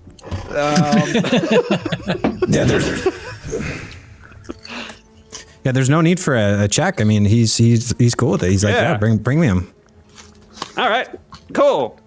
Do you want to do it? If you want to do it and you're not doing it, I'm gonna need a deception check. I'm fine with it. But if you're gonna try to go get Renaer, go for it. Listen, I'm fine with it. You also can't move down, so what your plan is maybe work on that. Take off the ring and fall on him. It'll be easier to work on that when we're not in battle. Okay. What else would Tzar like to do for his turn? That's what I would like to do. I've decided this. I say let's do it. Of course, it's up to the party and the fact we do have a guy who probably does not want to be attacked by the Mind Flayer. I don't know what anybody else wants. I'm a rogue. I am playing to my guy. I'm like, hey, look. Ooh. Oh, if you're not sure, Scott, I'm going to make you dodge, okay? So I'll give you a little bit longer, and then we're going to move on, okay? No, I'm sure. I've been saying I'm sure. What do you want to do with your action? Whoa, action? What do you want to do with your turn? Yep. Besides talking. I feel like I did a lot with the talking. I fucking solved the entire encounter with my talking. Do you want to try to tell that to your teammates or something, or like do some kind of performance check or something to make them something that requires a dice roll? Well, I mean, they all overheard me, right? No. Oh, okay. In that case, I turn around. No, I thought I was yelling out loud. Well, he was talking because I might as well. Oh, okay. Well, in that case, I turn around and I'm like, "Hey guys, I think I struck a deal. If a deal? a deal. We could just all leave with most of these people. Like, we get 2. We just have to give up 1. Huh? Everyone's getting out alive, or nobody is. Yeah. Why? We're all going back. I feel like one of us is staying here, or all of us are. You know? If you want to sacrifice yourself, that's okay, but you cannot speak on behalf of everyone. Yeah. You do not speak for us.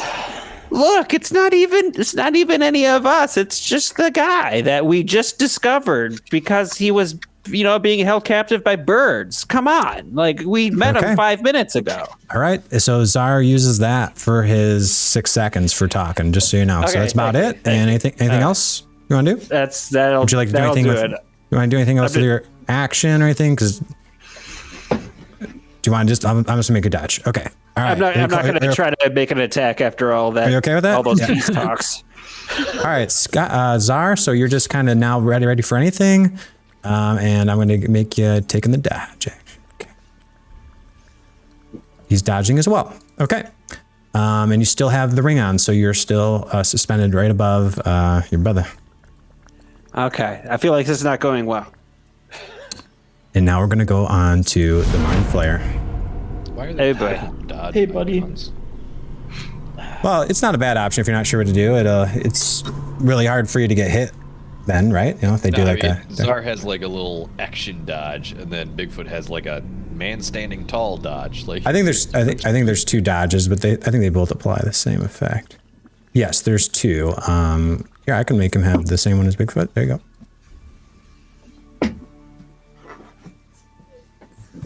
And so the Mind Flayer is like, yes, good. Oh, wait. Fine, I'll do this myself. Go, my pet. Snack on these fools' brains. I do not require the orange one's brain, but attack the rest. Feast upon them. And soon, Renaer will be ours. Nailed it.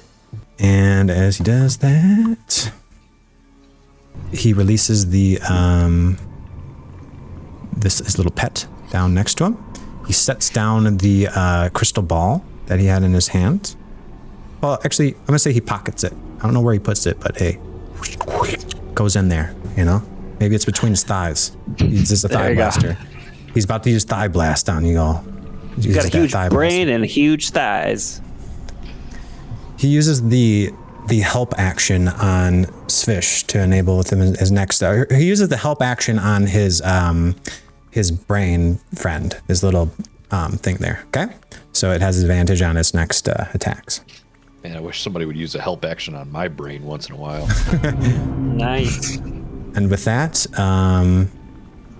we're going to go on to Mako. So Mako, you see that this brain is now on the floor, and you hear it's the sound of its the scratching as its little clawed feet scramble on the hard metal stone floor, and it turns towards you and your party, and it's facing you like a pet ready to attack. Okay. You said there was that one thing you wanted to do on my turn? Ah, yes. Thank you. So, Mako, as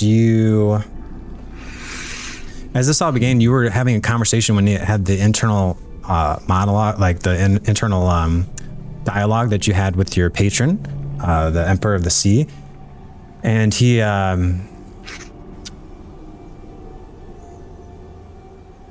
warned you about what he called the Illithids, the Mind Flayers, and their empire, and how dangerous they were.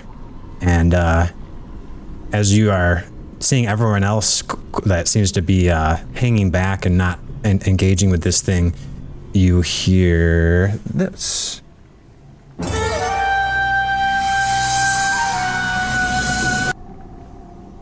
Mako, do you hear me?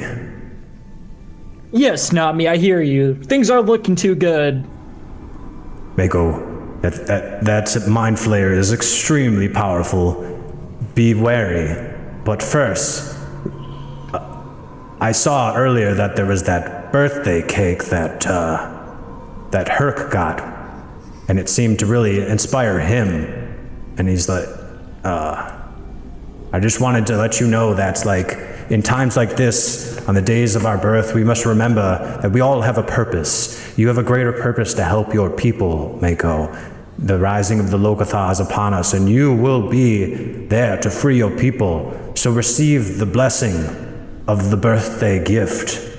And as he does that, you start to feel inspiration. You start to feel inspired as he gives you a rousing speech and tells you that you can do this, you got this, you're going to get out of this situation. As you do that, you gain 1 point of inspiration for your birthday. Woo! Woo! Right. Happy birthday, Cade. Yeah, because we did that, like, it happened. And it just so happens you have the same birthday as Hurk. What do you know? Yeah, we're both we're born on the Just same after day. midnight. Brothers, we're twins. Yeah, man. Maybe you guys are cousins too. It should be known that He's we all. my land dweller counterpart. You realize that we all have had a birthday during this day, right? that's not correct. No, it was technically 2 days. That actually is true. From This is the another middle of the night row. right now. Next day, essentially. Yeah, we had Tzar and Fia's birthday yesterday, but it was, Hurk and Mako's. The only person who hasn't had a birthday has Bigfoot. That's tomorrow. He did. You did? He did. Oh, but February. Were we playing when you got him the inspiration? Oh yeah. February. What's I that? don't So think yours I was got, like inspiration though. shit, man. You never Well, get. take it now. Also, Bigfoot. Damn, you guys are rolling in that inspiration now. All right, there you go. You got two now. have to- You want me to? There you go. You got two out of. Oh, that used it. There we go. You got two. Mako, did you give yourself another one? I'll give myself one right now. Okay. So you guys, Can I have a birthday? just to remember, you already had yours. We have yours. We have a birthday at home. Come on. We already have birthday at home. Okay. You don't need another one there, kid. Yeah, so now Mako has two. And just a reminder, your inspirations all get expire at the end of long rests. Yeah.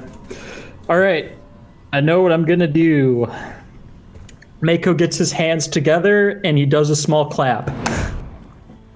Dark water art, misty visions, and as he does that, I'm gonna go and put this like right here, or like, do I just drag it? No, you're gonna, if you're trying to cast a spell, then you target something and then you Are you doing illusion, right? Yes, sir. It might ask you to Silent put a image, template. baby. It's probably going to ask you where to put the template after you click it on your sheet. Whether you do it on the There it Argon is. combat HUD or whether you do it on the... Oh, it's forcing me to consume a spell slot? No. There we go. Cast. Yeah, just spell. ignore that because you can do it at will. So with your Put that right patron here. ability. Yep. And it prompts on the chat too, so I could even do it by pasting it, but I think I'll let you do it. Yep, and the illusion I'm creating is a gigantic 15-foot reef giant just sitting in the middle between these two, it's not... Weird. Is it because I've, like, why is this guy self-placing? I'm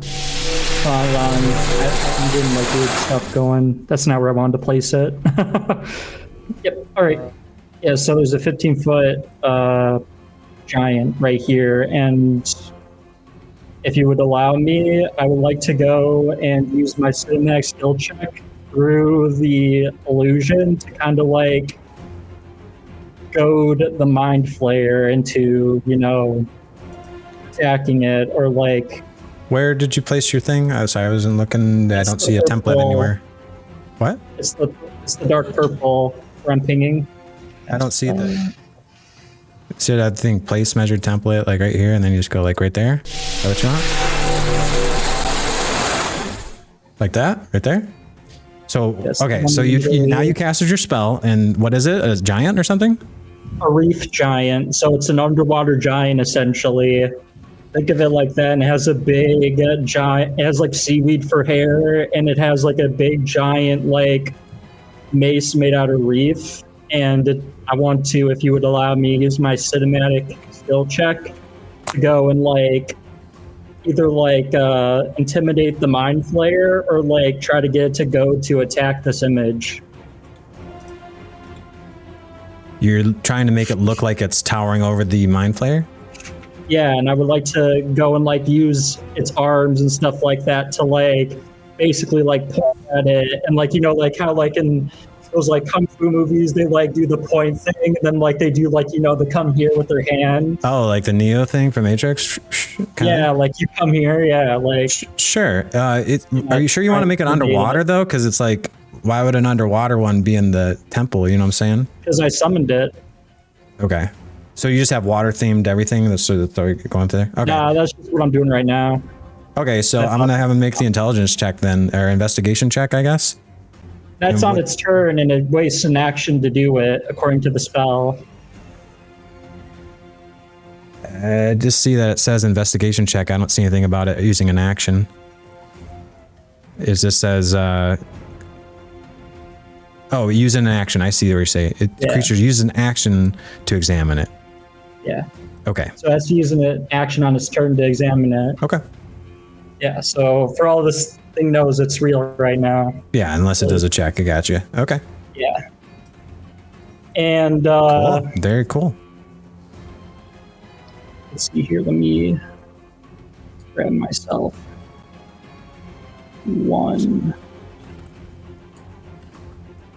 Or I'm gonna move myself over here. Can you spell with your chat? Can you spell the wreath giant? Can you spell it? Giant. Like reef? Like coral reef? Like a coral reef. Oh, yeah. a reef. Oh, I thought you were saying reef, like a Christmas reef, like you meant like that, like a reef giant. Okay, I got you. I was like, why are you going for a Christmas themed thing first? I was like, all right. I mean, we had Christmas we recently. were doing Christmas in March, man. I don't know what you're talking about.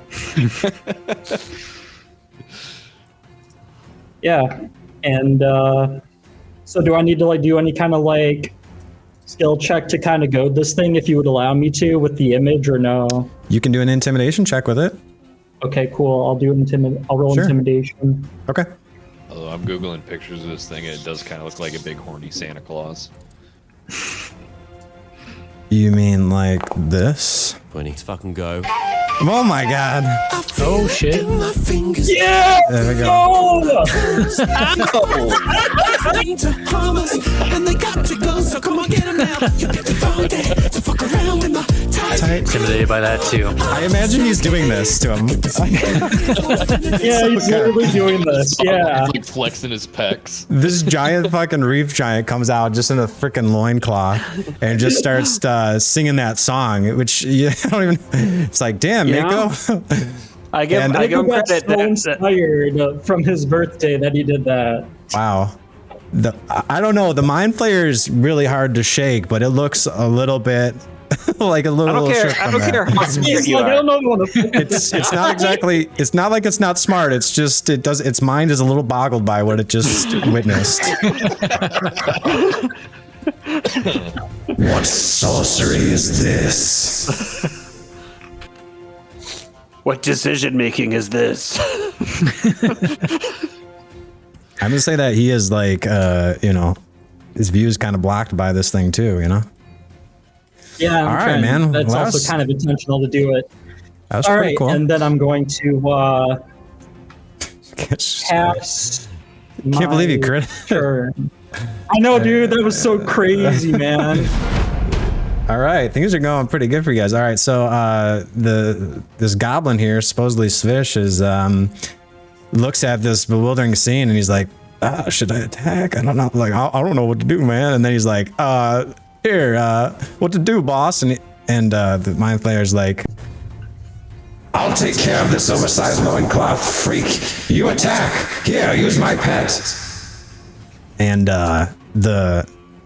so the goblin slingshots forward, passes initiative over to the brain, the Intellect Devourer,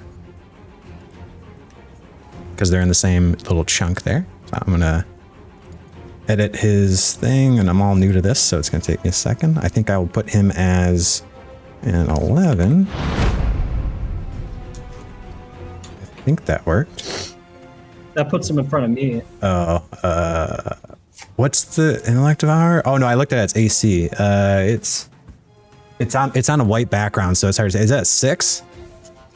So it would be a 5. Yeah, it's a 6. It's the only picture that I can't see because it's on a white backdrop. Yeah, I know. So, That sucks. So yeah, okay. So it's gonna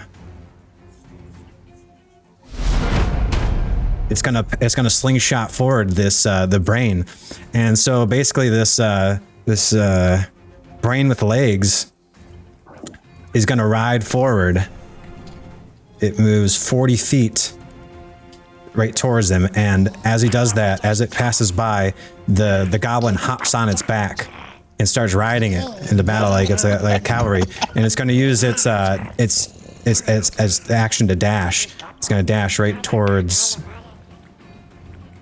because actually you're just out of range for it to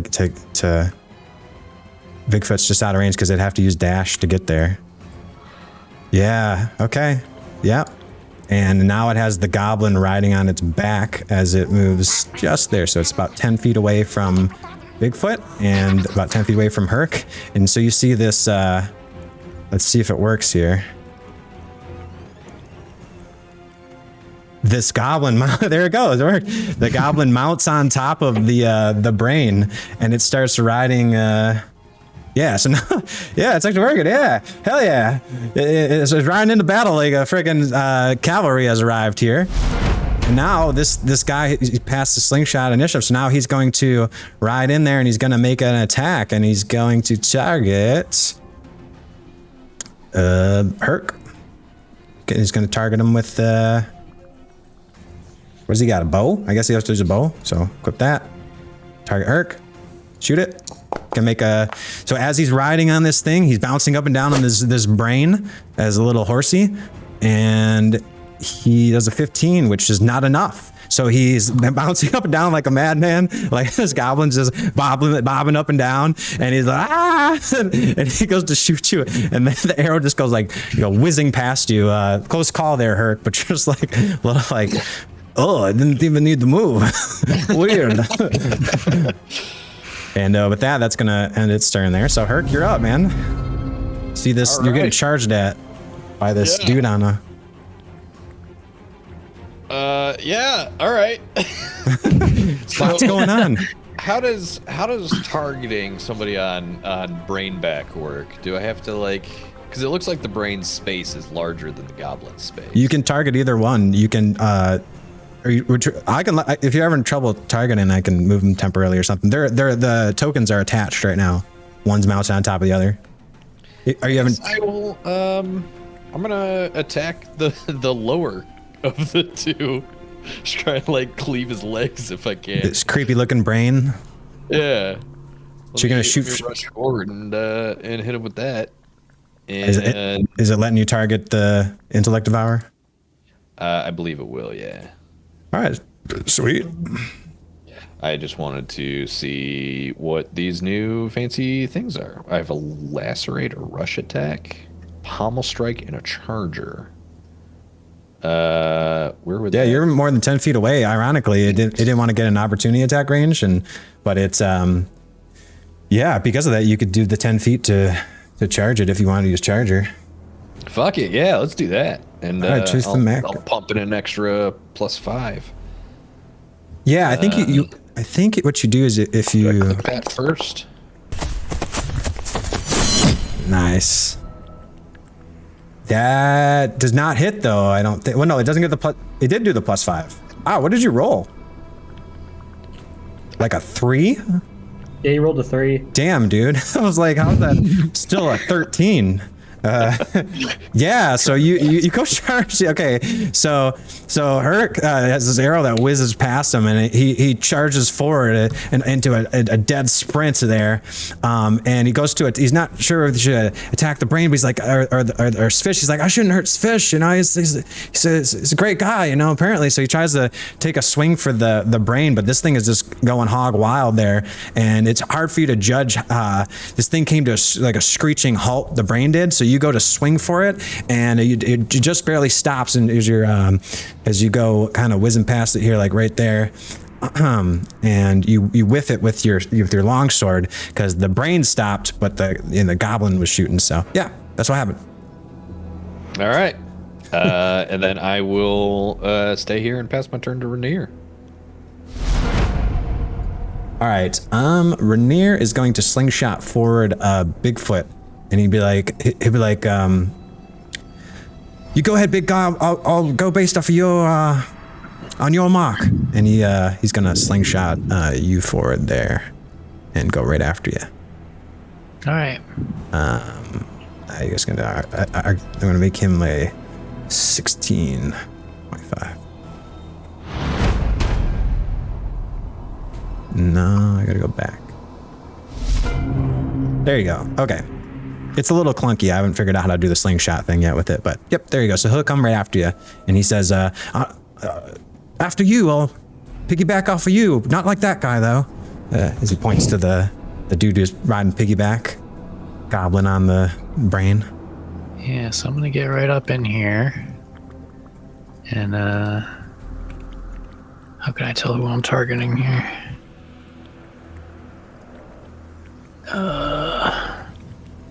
Is that the Intellect Devourer? Am I doing the right one? The brain is the Intellect Devourer, yes. I can't tell if that's who I'm targeting right now or not. I can't see your targeting, so I can't really tell you. I don't know. It worked when Hurk did it, though. I'm not sure if it's gonna be because he's mounted on him, so I think it'll go for whatever it's mounted on. I can't tell like which one's which.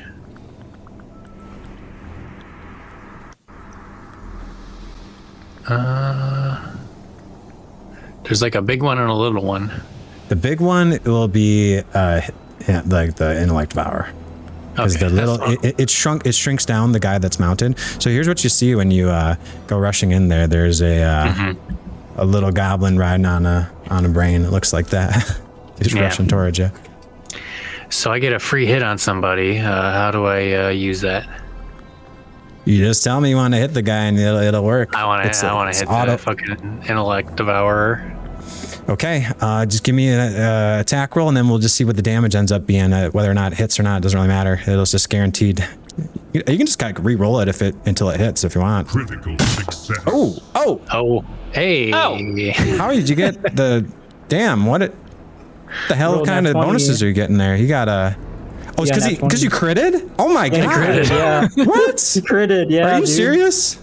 Yeah, You man, guys got a are hot 31 tonight with crit. these dice. Hurk, you're telling me that Hurk, Mako, and Bigfoot all have critted in like the span of like 1 round, 1.5 rounds. It's crazy. All right, well, hey, so much for this Intellect Devourer. It takes like what, 18 points of damage, and let me see. Did it just take? It just took 18, right? It's 18. Mm-hmm. 18 points of slashing damage. Wow. I think it should say it's bloodied at least, right? It's hard to tell with the token on top of it. Oh, he dismounted. I'm gonna say, okay, so I'm gonna say number 1, that knocks it off of, like, fish goes flying off of this thing, because you just obliterate it. So you rush forward. I'm gonna say that you have to. What's the attack angle that you're going at? You're going at like here or from this way? Because Hurk's right there. Yeah, it kind of came around Hurk and like from that side. sliced Okay. under. Yeah.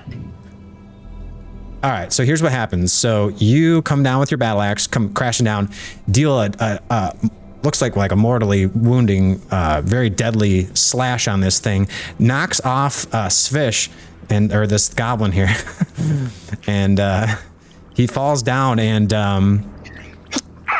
he's gonna make him lose the dex save. I'm gonna make him take some damage from that toxic, the toxic sludge as he tries to. I'll give him a dex save. See if he can make it. Dex save. He's gonna make a saving throw to see if he falls in this like radioactive sludge.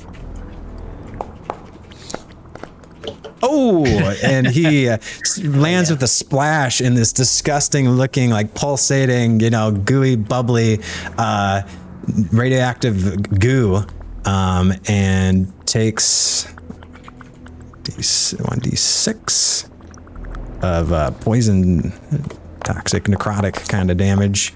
Oh, takes a 5. And with that, he is down to 1 HP, I think. Or no, he might be out. Let me see it real quick. I think it didn't do the, I think it was supposed to take 2 points of damage off earlier, and it didn't. And so he's got like 6 out of 7, but he should have 5 out of 7. And he just took 5. So I'm going to say that, yeah, that knocks him. So he falls off and he lands in the sludge. And it's like that scene from cause I think when they get attacked, actually, when he's been dominated, he does some kind of check, to see if he snaps out of it, right? Well, the creature is charmed here. I'll just put the info right here so we can all read it. It says, each time the target takes damage, it makes a new wisdom saving throw against the spell. If it succeeds, the spell ends. So I want to make it do a wisdom thing to see if he is cognizant as he dies. Wisdom save. Nails it. Okay. So as you do that, you see as you rock this this brain, and he goes flying off. What the hell, man? I'm just my kids, man. And he falls into the sludge, and he gets enveloped by it. But as you see, as he looks up at you, as he's sinking in there, he puts one thumb up like the Terminator, the T-1000, as he slowly sinks down into the sludge with a bunch of bubbles. As I don't know, it seems like he is down and out. I won't worry about that guy anymore. Rest in peace, Fish. At least I didn't kill him this time. Looks like he's swimming with the Svishes. Oh man, Hurk, my guy. Where's the inspiration at, buddy? Give him some inspiration. There it is. What, you got 2 already? No, there you go. Here, just take another one. Boom. Let's go. Hey, damn, dude. All right. Looks like his kids are orphans. Let's not milk it now, okay? I don't get one. Let's be considerate. here. Damn it. Everyone loses this inspiration. is against me. The gravitas of it, So, wow, okay.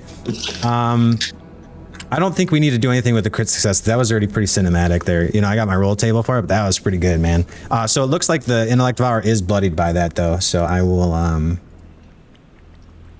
Take him down. There we go. Should say bleeding now. Okay, cool. So that was your attack. Hell of an attack there. And anything else you'd like to do, man? Your bonus action or anything? Or? Bonus action. Can I do like a history check on this little brain guy? See what I know about him? Or a nature check or something? Nature probably, yeah. Yeah. Because you have proficiency in nature.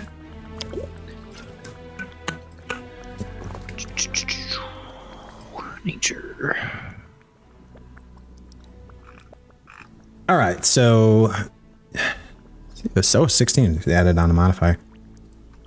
All right, what exactly are you trying to know about this thing? Weaknesses or abilities. What I should be looking out for to. Well,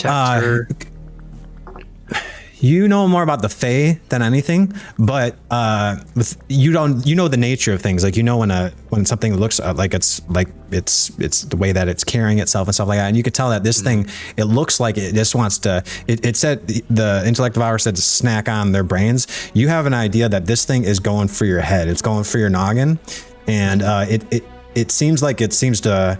When it gets close to you, every time it gets close and looks at your head, it starts to pulsate. The brain starts to pulsate a little bit, and there's like little veins start to pulsate, and there's like a glow to it as it looks like it's looking straight for your noggin. And you remember earlier the Mind Flayer said, when he was talking to you in your head, said that, ooh, this would be a juicy candidate for my pet. So it seems very keen on you specifically. Even though Svish fired at Hurk, the brain was going for you. Okay. Now you can try to move away from this thing if you want to with your movement. It will provoke an opportunity attack with its like claws, but you can get out of its range for any of its other abilities if you needed to. That is an option, but it's up to you.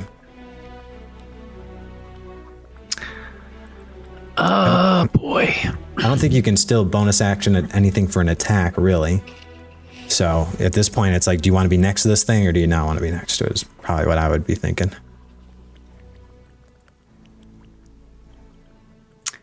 I'm gonna risk being next to it. Can I dodge as a bonus action?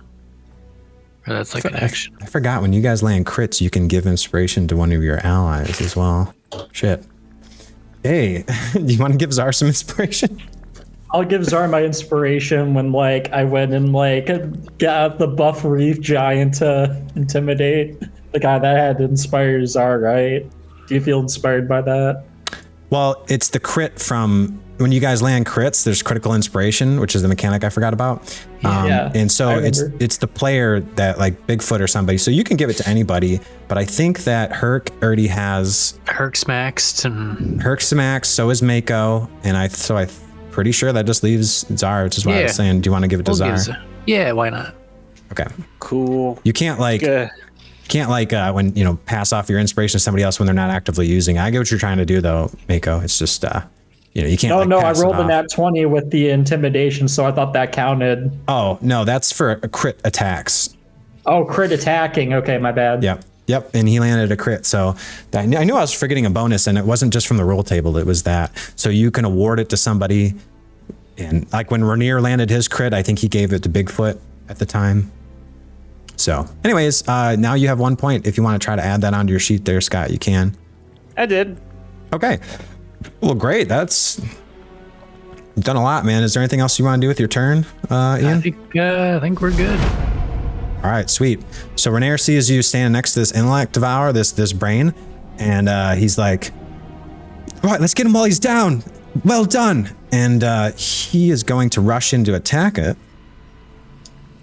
First of all, he's going to pick up his, he's not going to use the pimp cane, unfortunately. He's going to equip it. He's going to re-equip his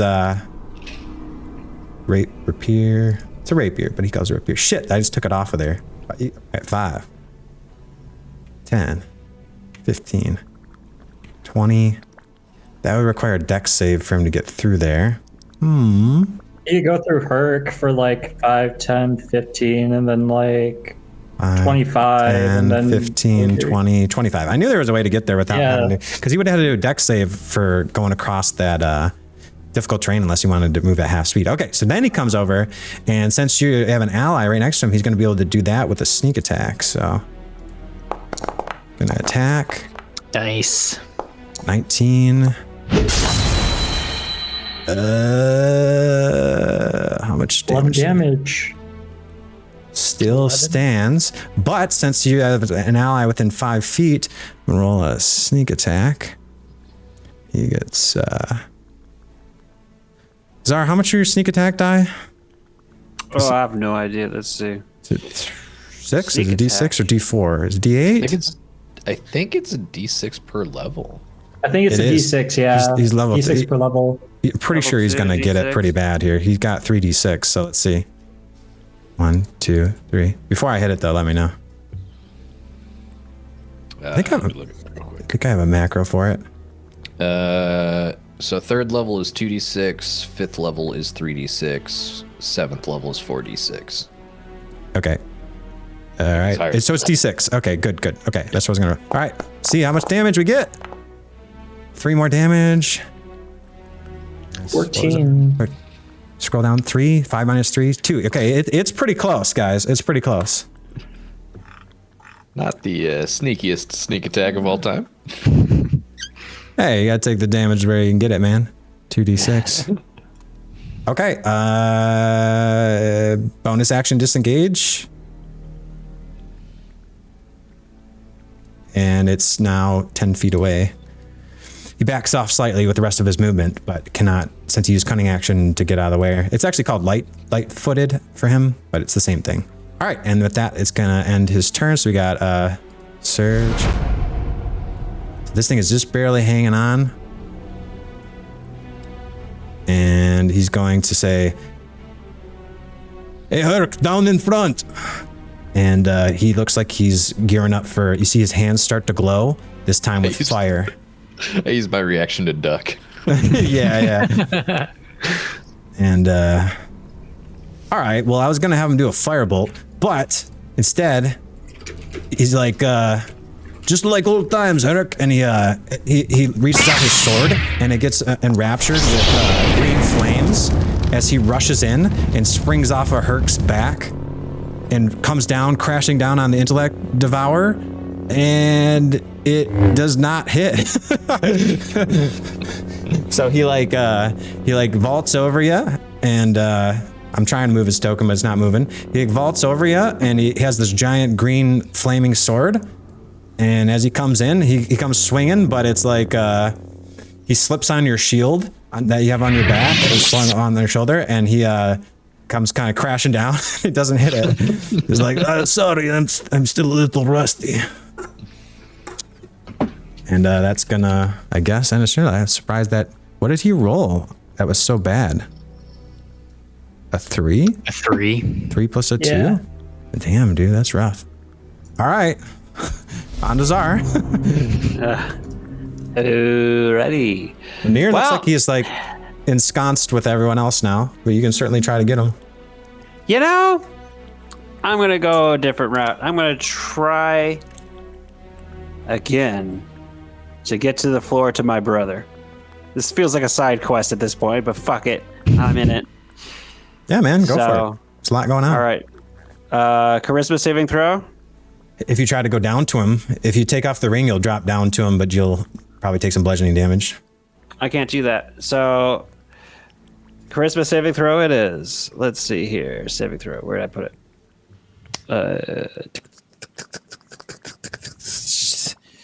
You have inspiration now, too, so just keep that in mind. Okay. Let's click that button.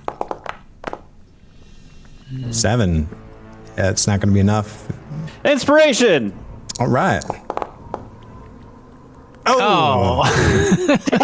that sucker is strong, man. It really... So, you can't move. Well. Fortunately, you don't use any movement past the first time that you try. And once you get as high as you can, you don't have to waste any movement anymore with your bonus action dash. But yeah, you just cannot find a way to move yourself you will not let go Alright, of hear me out. that high ground. You have the high ground, man. Hear me out. It's my brother down there. I've got the ooze. Can I just drop it on him and it works? You can certainly try if you want to try to drop. Do you want to try to like, if you do a sleight of hand, I'll let you try to take off the, kind of like a thief thing where he's like got quick hands basically, where it's like, you're going to try to take off the ring and you're going to try to take out your ooze and you're going to try to drop them both. Like one after the other kind of thing. And then you'll land on the ooze, try to apply it yourself. No, I want to put it on my brother. Bring him to life and make him a fighter and shit. If it lands on him, it's probably like directly on him. Then it's gonna like explode. Like the salve might do some bludgeoning, which is not usually a good thing. What do you mean? It's ooze that does bludgeoning? I mean, it's not a big thing. It's a little jar, but he's like a little dude and he's unconscious. Can you understand what I'm saying? Yeah. Oh, you're gonna dump it. You're gonna try to dump it. Dump it on him. Okay. Yeah. Sleight of hand to dump it then. Yeah. Sure. You're right over him. Yeah. Right over him. Take it and flick it at him. You know, it's a little thing, and we're gonna do. Just right over the guy. Yeah, but just let it ooze down. It's ooze for fuck's sake. Give me a sleight of hand with advantage. How about? Okay, I'll take that. Let's see. How do I do that? Let's see. Got this sleight of hand. Okay, advantage. When you click on it, just hold the Alt button. Alt button. And it'll roll it with advantage. There you go, 19. Nice. Yep. Okay, you unscrew the little cap, you let it kind of ooze right out. It goes and just kind of plops right out because it's upside down, and it lands on him, and it applies. Go ahead and use your item. Actually, use the go into your character sheet, find the oozy ointment, click on it with the left click, and then say use it, like consume it. Yes. And then target Jinpachi. Oh wait, you can't target him. Oh. I wish I could make him an ally. You just do it on like yourself or something, and it'll do the calculation, and then I'll just apply it to him. Because you're using on him, not yourself, right? Yeah. Yeah. 6 points of damage. I mean, 6 points of healing. So you drop it on there, and he is. It lands on it, and it starts to ooze into him and soak into him. And as you do that, roll me a 1d10 for the mutant effects for him. 1d10. Here we go. Oh. Go to chat log. Get me a d10. Where do they go? Boom. I gotta find this damn thing. Journals. Roll. Oozy ointment. A 1? Did you roll a 1? Yes. Oh, I think I know what that one is. Hold on. Oh, is the thing? Oh, right. It's the first one. Handout. Oozy ointment. Oh, okay. You're gonna love this. Yay. So TOXIC Avenger. So so when you do this, so whenever he is struck with an attack, he explodes an oozy kind of like toxic necrotic explosion every time he's hit, and everybody within that range has to make a saving throw to resist the effects of being poisoned, but they take like, I can't remember if it's poison or necrotic damage. But that's what happens. TOXIC Avenger, man. Your brother has become the TOXIC Avenger. That makes a lot of sense. And he looks real good, man. He looks like he's full fighting shape like that. What was it, 6, right? It looks like he is pretty good. Like definitely more than half health. You know your brother. You know that this would be like enough to get him back on his feet easy. So with that, he gasps rare, and he's like, "Oh, about friggin' time. What are you waiting for?" Yeah, baby.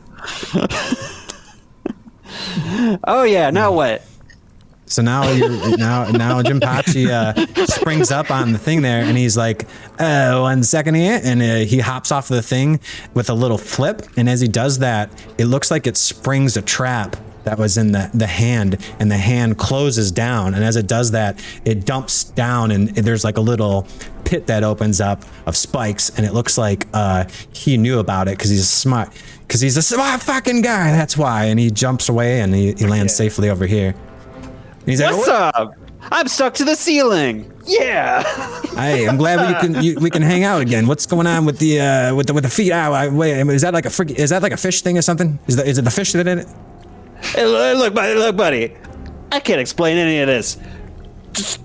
I don't even know who we should be hitting right now. He's like, hey, I'm ready for my glow up. Oh, look at this. Look at that. Look at that. And he like kind of flexes on Okay, good.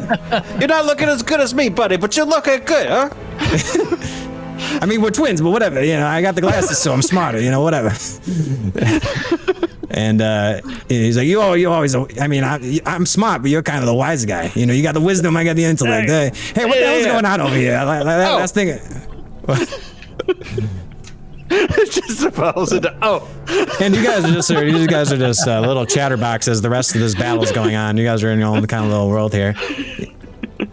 He's like, get down here and say that to my face, you punk. I'm trying to get down here. It's been fucking hard, okay? You know, this fucking ring, it won't let my balls go, you know what I'm saying? Mark, are you trying to do something with your charger?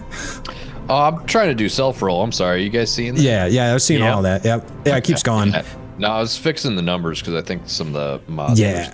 There's a feature that you can use on your sheet. I can show you. It's just the one with the cool animation is the one that I want to use for now. But there's like a feature thing that adds where you can toggle it on and off. I'll show you another time for sure. Yeah. But yeah, it's showing your rules. I don't know why. Sorry. Yeah, I was just cleaning up the damage because it wasn't applying the bonuses properly for that. Is it? Yeah, you guys see his brother. Okay. Everybody can see Jinpachi, right? Yep. Oh, okay. Oh, it's the ghost of him moving that's still there. Okay, cool. Anyways, so yeah, man, you still have your that was just cinematic skill check, so you still have your action and bonus action. Oh boy. You just can't move down. Just can't move down. Should I join the battle? Start fighting foes? Should I kind of stick to my guns and like, hey, baby, what if? Because here's my problem. It's like, what if the Mind Flayer decides to attack us? I like the idea of having like that, you know, that out. It seems like things are going your way so far. Yeah, things are going. Yeah, now. But like, all this guy has to do is like 1 or 2 fucking hits, and then we're gone, right? Maybe. Probably. Tzar, do you feel comfortable with this thing living in the sewers below your bed at night? Well, I live there too. He's there down there too, right by your bed, not below the bed, but like right there. I mean, look, just next door from your bed. You know, you get rid of this Mind Flayer, another Mind Flayer is going to move right in. You know, that's how they work. Man alive. Well, how about this? I'm gonna run. I'm gonna move my guy above Jinpachi because we're a team and we fight together. And he's the smart one. I'm gonna follow his lead. I'm like, Jinpachi, where you go, I go. Oh. He's like, what? Why is this even a question? It's fucking shoot something, huh? Shoot something? Do you want me to shoot? Pick something, I'll shoot it. You got that fancy sling you're always talking about. Oh, look at my spicy sling. Just shoot something. I got it from my guy.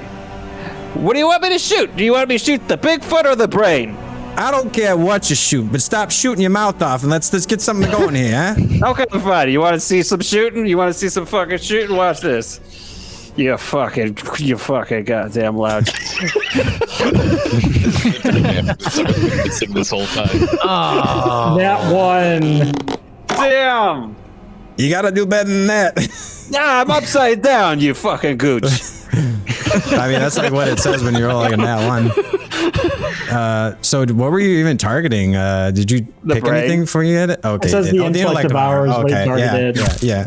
All right. Well, you while you're arguing, you're like shooting. You're like, yeah, see, yeah, okay, fine. You don't even like look. You're like, look, I fucking shot it. All right. He's like, God damn, I forgot how much of a pain in the ass you are. Yeah, you gave that mother a hell of a time coming out too, didn't you? Jesus. Oh, for God's sake, we came out of eggs, didn't we? Or a awake? I don't know. I don't remember. You remember the time all the details, all right? I don't have a perfect memory. You fucking remember the moment you were born? That's what you remember? remember more than you. And with that, we're gonna pass. If you have nothing else to do, man, pass back. Okay. Pass. Yeah. Do I have to press pass? Yeah. Oh, how do I you can do it. You just click on your character up there on the top, and it should be something. There you go. Fine. I'll do this myself. Damn it! And the Mind Flayer stands up and takes a step forward. Takes another step forward. Right through the reef, man?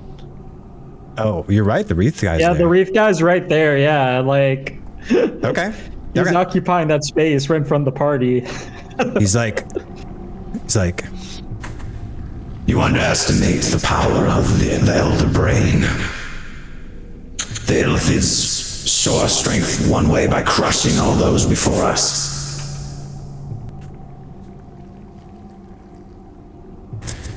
You are all my slaves after this. and as he does that, he holds his hand out in front of all of you, and it begins to glow with an arcane energy as it swirls around him, and he takes aim at the entire room. Okay, Mr. Smart Guy, now you know what we should done. And we'll see how this goes. Ah, God. I told you guys we should have just given up the weird fucking Cockney asshole. Okay. As he holds out his hand and it glows with arcane energy, and it begins to radiate out in a cone. So he targets he reaches out in front of him towards the giant that stands before him. And just nonchalantly, he adjusts one of his glasses, reaches out with his hand, and as energy begins to swirl out, as he does that, he casts Mind Blast. Everybody within range feels their minds blasted with this energy as it's an assault on the very intellect itself. And all of you need to make the saving throw. Does Tzar need to? No, you're on the ceiling. Fuck yeah. I don't think it reached me either, according to that blast radius. It's on the edge of it. No, it didn't. Yep. So he targets the giant and he blasts in a cone everywhere. Yeah, I guess that's where we're going to end it for tonight, guys. Sorry, yeah, it's weird, but that's kind of where we ended it last time when he was trying to mind blast you guys. That's what was about to happen. But yeah, you guys saw the cone, right? So all those people caught in the cone are going to have to make those saves. Yeah. All right. And we'll pick that up next time. So yeah, I think all in all it went well, except for like the very end there, where that was our first hang up, and it was at the most climactic kind of moment. But oh well, hey, I'll take it.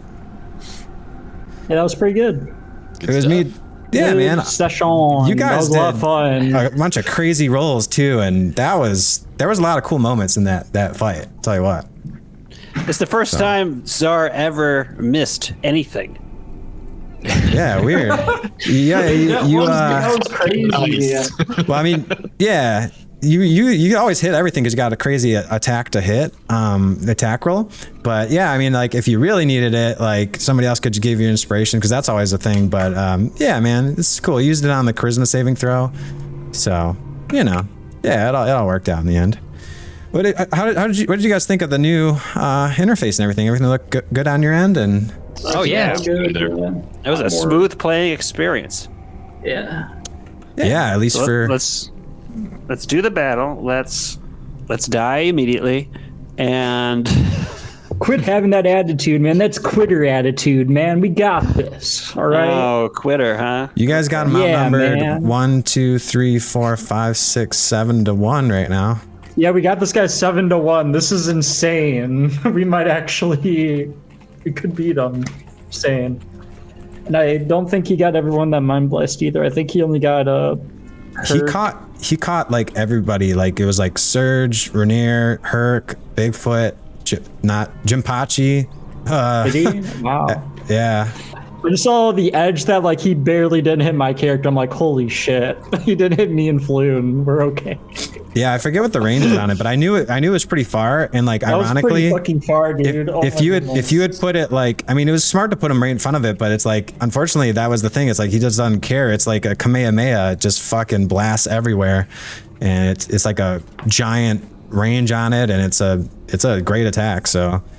Yeah. That's what he would use when he's really pissed. He just goes blasts everything in that entire half of the chamber, which is why he's been confidently kind of sitting there, because he's kind of like out of most people's movement ranges, so he can just sit there and wait for people to come in there and just blast the shit out of everybody. But it was better that you guys have been hanging back, because like it could have been the whole party, you know, that got caught in that. So all our heavy hitters. It is a guy in half health, and the people who are left are a magic fish and a dead guy. And you're still alive too. You're on the ceiling. Yeah, he's also, on the ceiling. Almost dead. Tell you what, that reef giant's perfectly fine. That was great, man. I love Dude, how that it's was like, so funny. I was playing that out for like 2 weeks. I'm like, oh man, I'm gonna do this giant reef man, and he's just gonna come in there and try to intimidate the Mind Flayer, and it turned out to be a nat 20. It was so you guys saw the artwork that popped up too. Like I found it on. That's why I was asking how you spelled it, because I kept on typing in wreath guy, and then I was like, oh, reef, and then like I found it right when it like triggered, and I was like, oh shit, I need to get it up on there. And then if you guys that mother. If you guys want to like share images and stuff, all you gotta do is like just drag it onto the chat, and it'll I'll show start it. trying to do that for my images that I think of, you know, like ahead of time at least. Yeah, like Windows, because I was thinking about that for a while. I'm like, I want to do this to the Mind Flayer. Yeah, man. Yeah, this is great. I'm loving this, man. This is how fucking D&D is supposed to be. Call it a night, guys. All right, man. Are you? Yeah, man. Did you say you're good this Thursday? Yeah, it's true. You're gonna be a little late. Everybody's good for this Thursday, though, right? Yep. Thursday. Ah, bitchin', man. Sweet. I'm gonna have fun editing this one day. Like I'm gonna do some clip stuff, but yeah, Like in 10 years. I gotta get in 10 years. All right, guys. I'll let everybody go. Everybody have a good night, and I'll catch y'all later. All right, man. Yeah. Keep it real, dude. All right, and that's how we're gonna start shit off from now on. We're gonna that's when we know it's time to do business. Yeah, the Mind Slayer. I'd like to think that this dude's like part of a metal band, you know? This is gonna be really awkward. It's just called Flayer. We got this brand new theme song talking about our heroics, and then we all get TPK'd. That's why we gotta get it in now. That's why we gotta get in now, man, because you never know. I can always make another song, you know? You know what I'm saying? Jeez. Swap out a few names here and there. Like, literally, it'll be the same song, but just like you change up the names. We just gotta make sure our next characters have like rhyming names, so it like yeah, the rhymes. Instead of Hurk, it's wait. Would be twerk. even better. It's just like it's the same song, same audio, but like when the name comes up, Dave is just like, Floam. Just says the name. Exactly. In the yawning portals embrace, they gather round.